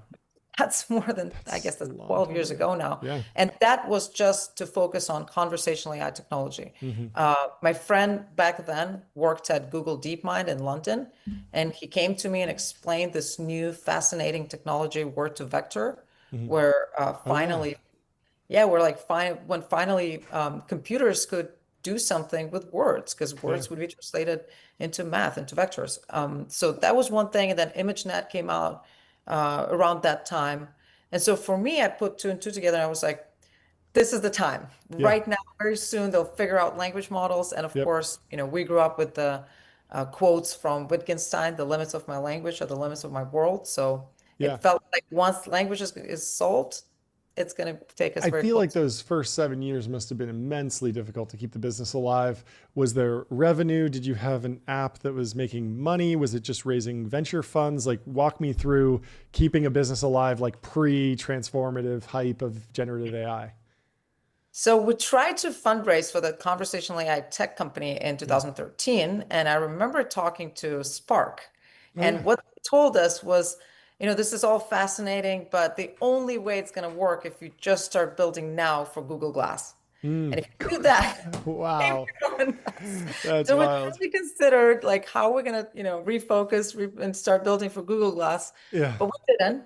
And so we couldn't really raise much. Of course, we didn't have much experience in Silicon Valley.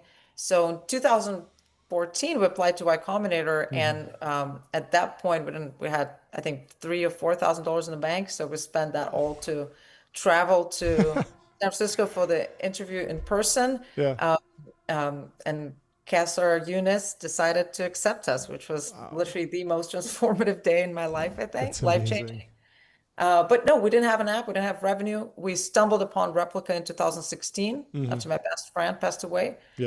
Until then, we really just worked on some of the first language models. Wow. And then talk to me about how you processed GPT-3, the transformer paper, scale is all you need, this idea that the language models were going to start working and it was basically just going to be a big transformer. Was that something that you were implementing immediately? Were you in like GPT-3, 002 Da Vinci and you really using everything on the cutting edge? Or were you experimenting with other things? Did you ever train your own models? Walk me through the technology curve. So we had to train our own models. There were no models in 2016 when we started Replica. So we trained sequence to sequence models. People back then believed in recurrent neural networks. Yeah. That did not work. Those models were complete garbage. And unfortunately, there didn't seem to be much of improvement there. But we still stuck with them, and we figured out a few ways, very creative ways, to actually make them have meaningful conversations with people. And so we gained a lot of traction. We had 1 million people on our wait list when we released Replica in 2000. How'd you get 1 million people on a wait list? Did it just go viral or were you running ads? We went pretty viral very, very quickly. So if you think about it, back then, there were no AI products on the App Store. There were no chatbots. We owned those keywords. So people saw that you could sign up for and to train your own replica, your own conversational AI friend. So people really got into it. We had tons of people, reselling those invites on eBay for like $10, $20. Wow. It was really wild. And of course, we weren't prepared because before that, all chatbots we were launching had like, I don't know, 10 users on average per day. Yeah. So we weren't ready for the servers to just completely break. But that was really fun. And then, of course, there was a little bit of plateau. But then people moved on to transformers. And I think the most transformative moment was the paper by Google about their chatbot called Mina, which was the first, I think maybe it was like a 3 or 4 billion parameter model. But it was the first time where you could see a truly meaningful conversation with a machine happen. Of course, it was probably cherry picked. It was a paper. There were no models available. So all we could do is read these papers and build, and try to incorporate that knowledge in the models we were building. But that was the transformational moment. And then when OpenAI decided to release their first API, GPT-3, they invited us. We went to talk to them, and I remember sitting in an office in a conference room with Mira, with Sam. Don't remember who else was there, and they basically showed us GPT-3 for the first time. And that felt like magic. Because think about it, before that, if you wanted a model to do something, you had to have a data set of that particular data. If you wanted it to have a dialogue with you, you had to train it on dialect data sets. But then now with GPT-3, they would show us that you could just give this general purpose language model, show it a couple of examples and just tell it, write a tweet like Sam Altman would do, and it would just do it. Yeah. Our minds were just blown. Then we knew that finally, here we are. It's remarkable. How are you taking the temperature of humanity's relationship with each other? Like, are we in a loneliness epidemic? Is the dating market worse than ever? You see a lot of headlines, a lot of kind of cherry picked studies, a lot of anecdotes. People have a lot of strong opinions about the rise of online dating or bowling alone. And there's different stories that people tell each other. Are you optimistic? Are you pessimistic? How do you think things are going for humanity right now?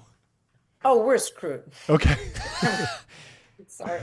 AI chatbot founder says we're screwed with huge scale. Okay. So walk me through, why are we screwed? What's the evidence for that? And then we'll hopefully talk about some solutions. Yeah, I'm going to need a white pill. Yeah. At least one. We're going to need a white pill, but first let's go through the diagnosis.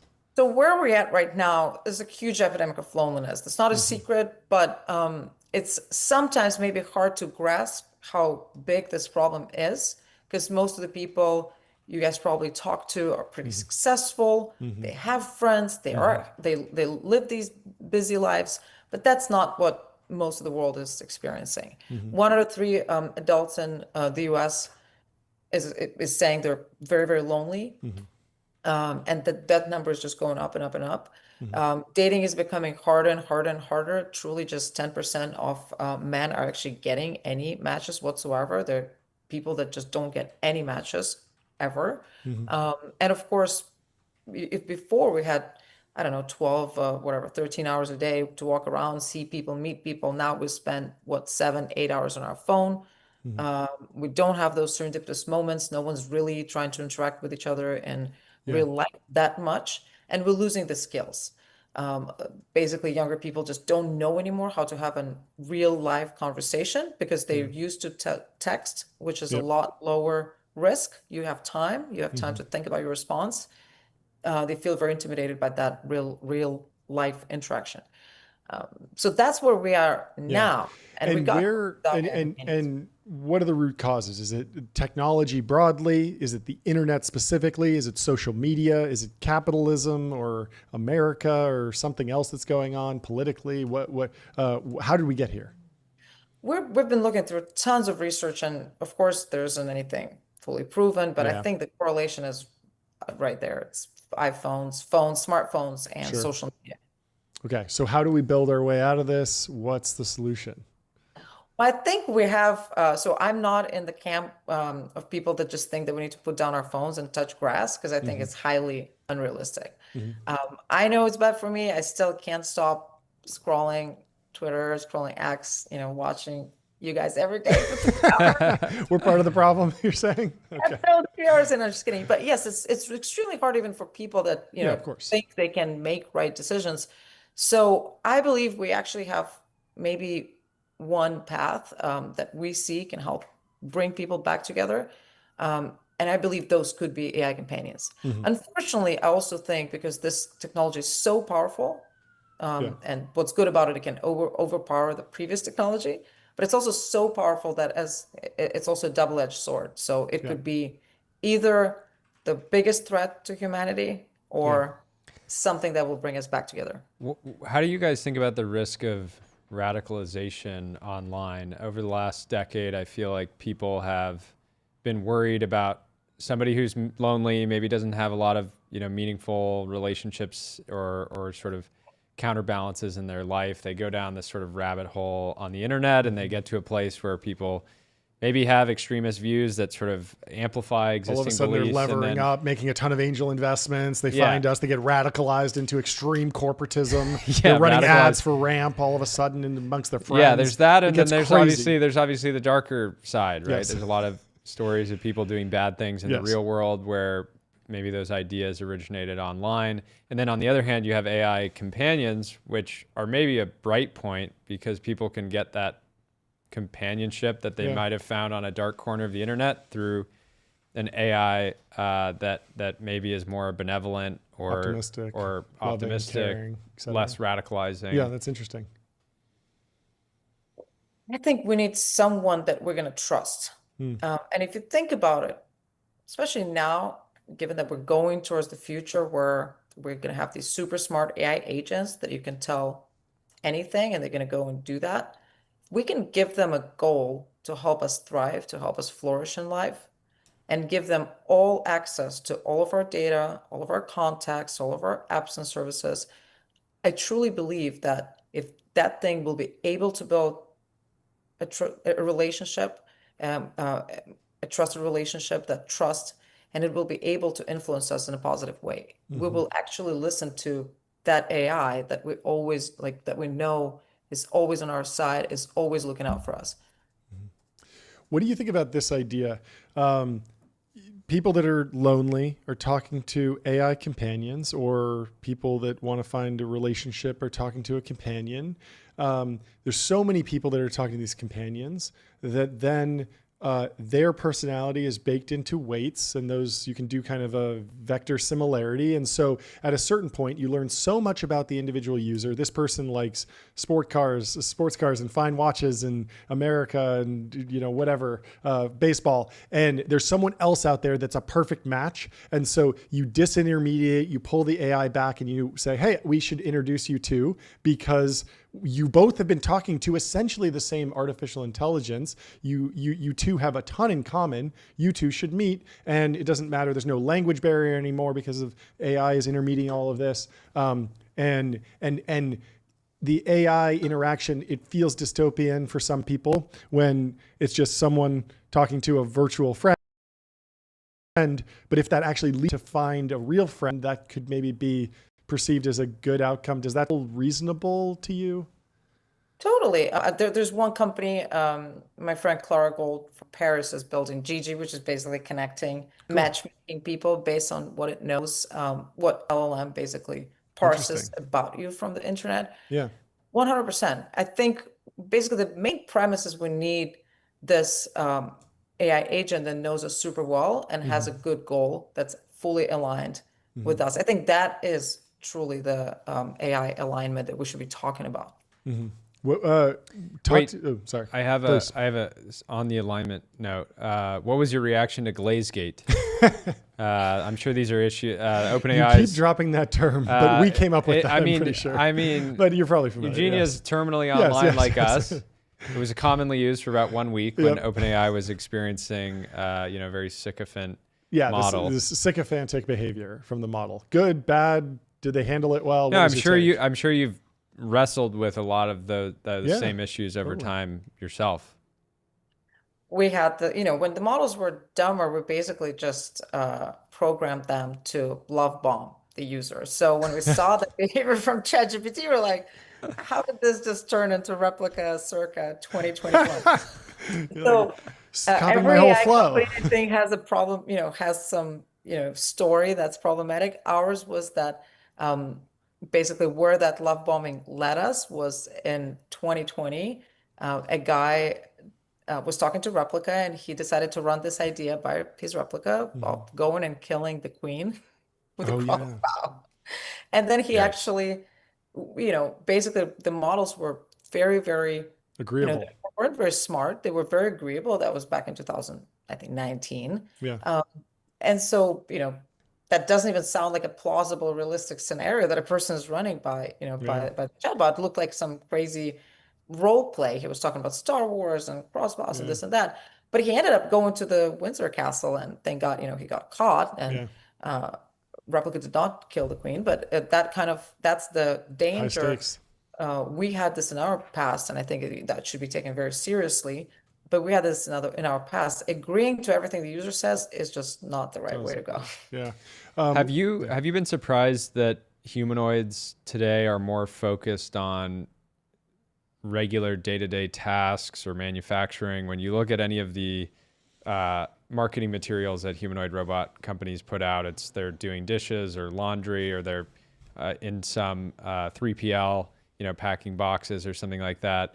Isn't a more immediate opportunity for them embodying something like a replica or some type of companion, and that all the bot would have to do is just sort of be around, right? It's like if you have a friend over, sit on the sofa couch and smoke cigars with me and drink. Yeah, smoke cigars. John would have a cigar partner.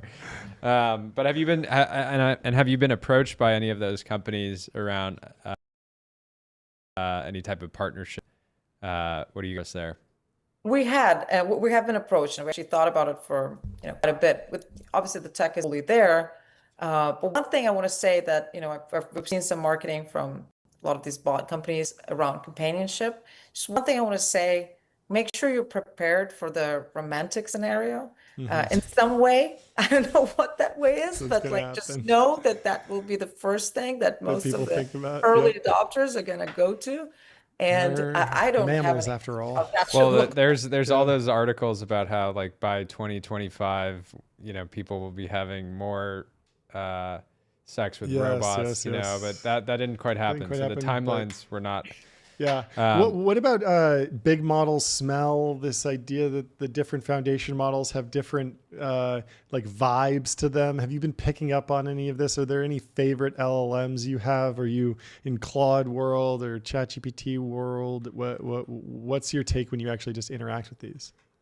I use them all, but for me in ChatGPT or in Claude, I actually like the default personality. I sometimes add those custom instructions, but then I just feel like, did I mess up a little bit with the intelligence? I sort of want the raw, whatever they made it. But the problem is, like with Replica, none of these closed models really work very well because they're just there's too much RLHF in this. It's extremely hard to even make them talk like humans. Yeah. So talk about open source models then. What's your take on Llama, Qwen, DeepSeek? Are these useful tools for fine tuning, not just in the replica context, but just in the entrepreneurial context? What are you tracking in the open source ecosystem that's exciting?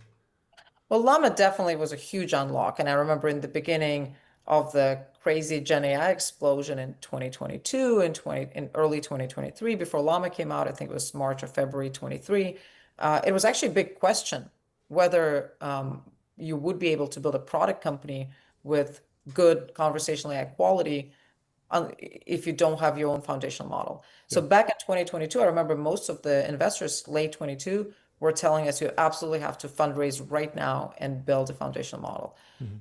For me, it felt like that sort of, that will be a lot of money for something that will probably be commoditized very, very soon. But that was definitely not the popular opinion. So Llama was absolutely transformational. With DeepSeek, also great, but the reasoning model is pretty big. So hosting them yourself is a pretty complicated task and pretty expensive. And of course, using their API is somewhat, but maybe not so great. Yeah. What's your take on hardware for AI companionship? You guys have focused on the app layer. There's been a bunch of companies that have raised a bunch of money trying to put AI companionship into a single net new device, right? Which I'm generally, Friend is one, friend.com is one. I'm generally optimistic that there may be some new hardware. Yeah. But at the same time, Sesame is doing the glasses. Yeah, the glasses are interesting too. At the same time, everybody already has a perfect, beautiful device that they use for hours and hours and hours every day. So I'm curious, like, if you guys have explored your own hardware in the past and how you're thinking about that evolution. I believe in it, but only as an upsell to an existing product.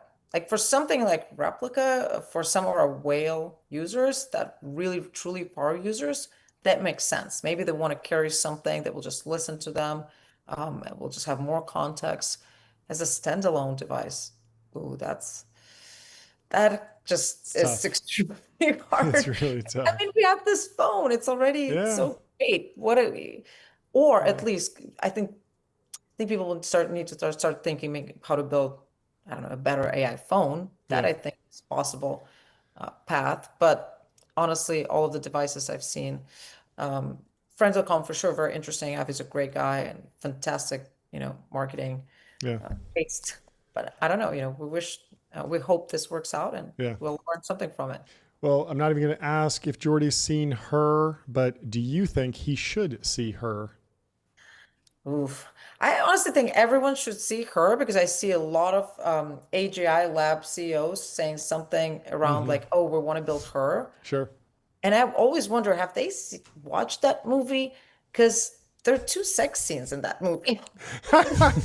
Yeah, are they willing to actually go that far and build towards that? Do they mean like all of it, or is there some? Yeah, they're like, we just want to build the profitable part, and not the controversial part at all, and not engage with any of the substance of this debate. That's funny. Yeah, where do you see that line between companionship and even B2B, right? Like, do you believe that people are going to have like B2B romance? No. I mean, more so ramp, like I mean more so like AI has the potential to be everything, right? Sure. It has the potential to be somebody's best friend, their business partner, their chief operating officer, CFO, right? But then again, on the app side for consumers, people like to have their different apps, right? Yep. They like to have, Microsoft Teams, and then they're having different conversations there than Snapchat. Yeah. So where do you see that line blurring in the future in terms of somebody is just suddenly is like, hey, Replica, can you help me do my homework assignment, right? Or is that even already happening? People already do that. There's basically what Replica is today is a companion that does tons of things with the users. So people learn languages with Replica. People talk about their careers. They do homework. They do prepare for important exams, important events, important conversations. So All of that's already happening in Replica. But I do think there are going to be two, ultimately, I think we're going towards the future where we're going to have two big AI products in our life, one for work and one for life. And helping with homework is kind of for life, but like truly office, important thing around just truly work and like office work will have something more like a ChatGPT style tool. And the big difference is going to be in productivity. You actually don't want something like ChatGPT to reach out to you proactively and say something like, "Oh my God, Eugenia, have you seen what like John did yesterday?" Or what he posted on X. And that'd just be really weird if it During the show, I can't believe John just said that. Ridiculous. it just would be really strange, and you don't want to do work where this is happening, I'd argue. Yeah. Well, thank you so much for joining. This is really fascinating. Fascinating Yeah, conversation. thanks for giving us. Yeah, an we'd love to overview. have you back. I want to do a whole deep dive on this stuff. So thank you so much for joining. Thank you so much. We'll Thank talk to you soon. Cheers. Bye. Thanks for coming on. And in the interim, we'll tell you about Bezel. Go to getbezel.com. Your Bezel concierge is available to source you any watch on the planet. Seriously, any watch. And honestly, if you're going to work at Lux Capital, you're good. There's some hitters in that building. Yep. You're going to be going up against Brandon Reeves and his Nautilus. So you're going to have to get on getbezel.com. Do buy it. something. Do it. Also, we talked about Airbnb. Wander's obviously going a different direction. You can book a Wander with inspiring views, hotel grade amenities, dreamy beds, top tier cleaning, and 24/7 concierge service. It's a vacation home, but better, folks. Find Your happy place. Find your happy place. John Andrews coming on the show next week. Oh, We're fantastic. going to be singing, or maybe not next week, the following, but he's ready to sing. So we'll probably mostly just kind of riff out the jingle a little bit more, Love try it. to extend it. We should run through a few timeline posts. CoTool is an agentic security platform that eliminates manual repetitive work for security teams. This is a launch from YC. Did you see this video? This video is hilarious. It's recreating the Rippling deal drama with the mole and the fake Slack channel, and it's shot cinematically, and it's basically season 6 of Silicon Valley, produced by Y Combinator. I think YC is the YC of HBO's Silicon Valley reboots. Okay, let's play it. I need to watch this live. Can we pull up this video? We'll go through some other timelines. We'll come back to this. Jason says it's getting cutthroat in tech. According to reports, managers with 20 years of service that are making $600K aren't as valuable as 3 to 5 junior devs. At big companies, it's hard not to become top heavy, and managers aren't needed in the age of AI. Let's play this CoTool video if we can, because it's hilarious and it's very funny if we can pull that up. But I want to talk about Microsoft. They're cutting 6,000 jobs. It's only 3% of their workforce. I think this is way overstated, but we are seeing this right sizing, the post-X layoffs. More companies are thinking about how they can do a little bit less, but Microsoft has been in the rank and yank world for its entire history. So Microsoft has always had this culture of let's do routine layoffs. This does not seem like as much doom and gloom. And I think there were thought. 2 stages to the layoffs. There Yep. was like basically a individual contributor oriented day and a manager oriented day. And so when you think about the bottom 3% of the Microsoft workforce, obviously that's frustrating. If you got laid off, I'm sorry, but it's not that crazy for a massive company that has tens of thousands or hundreds of thousands of employees to do a layoff. 6,000 is a big headline number, but it's not that big in the context of Microsoft. Anyway, let's go to the CoTool video. We have a mole problem. Mole problem. Got it. You want me to book you a dermatologist appointment? No, stupid. Somebody is leaking sensitive company information to our biggest competitor. Idiot. Somebody's stealing our data. Oh, that's bad. Yeah. What are we gonna do about it? Don't worry. We've got our top guy on it. Done. Isn't this great cinematography? This is really well shot, right? We need a smoking gun. Buttoned up, no loose ends. We even have somebody from the court ready to serve papers to whoever it is. What? I pulled stats around search behavior to find the suspect. I noticed that they were looking for competitive research. I did some cross-referencing, and then I made a report of all Good the data they stole. graphics. Really good graphics. Then I set a honeypot trap of a fake Slack channel. What? Oh, you guys didn't tell me about this new Slack channel. It's him. This is the reenactment. Now, hold on, let me get this. It even looks like Ripling's office. So. Hey! You got your phone in there? No! Isn't this crazy? You didn't see this? That's so good. You got your phone in there? Pretty No! impressive acting. It's so He good. definitely has his phone. If you're deleting evidence, it's just gonna make it work for you! I'm willing to take that risk! You wanna have fun or you wanna have a bad time? I'm trying I'm willing to take that You're risk. here to give me papers. I don't Send want that papers. watch to London. I do have papers and I love them. He'll give it up. He has no choice. Nice job, Luke. Isn't this amazing? Go to it. What a great ad. Security without the spectacle. Wow, I'm blown So away. funny. That was like one of the greatest launch videos of the entire year. Yeah. So many vibe reels, so many just product It demos. wasn't cringe. So many. No. How was it not no. cringe? It could have been There so were so bad. many ways to do that video and so have it bad. come out. It could have been so cringe. bad, and they. And I just want to know landed it. which So which congratulations of the, to which of the team. actors were professional actors versus the founders. I have felt no like idea. the founders were in there. But I mean, everything. The zoom in on the guy's face. They just nailed this thing so well. It's so good. You called for the death of the vibe reel. Yes. I mean, vibe couple reels are months ago. fun. Also, like there's the other type, which is like you have the CEO, the founder, sitting in the nice lighting, and they give you the pitch, and it's straightforward, and that's great too. If you can't come up with something as genius as this, like just do that or do a vibe reel. It's fine. My only critique, Something missed opportunity for the mole to say, send that watch to London. I know they may have filmed this before that or something, but hilarious. Also very funny because both Deal and Rippling are YC companies, and YC posted this from the official Y Combinator account. So they're like, we're here for the drama too. Just absolutely fantastic work. Congrats to the CoTool team. Really, really It's lore fantastic now. launch It's lore video. now. It's The lore. industry is going to move Yeah, on. yeah, yeah, It's yeah. going to be Yeah. great lore, and I'm going to be saying, send that watch to London. Send that watch to Still in London. 30 years because it's an iconic line. Yeah. And we also got to give a shout out to Lee Marie Braswell, former colleague of mine at Founders Fund, now at Kleiner Perkins. Windsurf acquisition by OpenAI, followed by Neon by Databricks. Congratulations, LM. We have to have her on the show soon. What an Way epic month, overdue. year, career so far, LM. Just getting to the started. moon. Just getting started. Just getting started. Just getting started.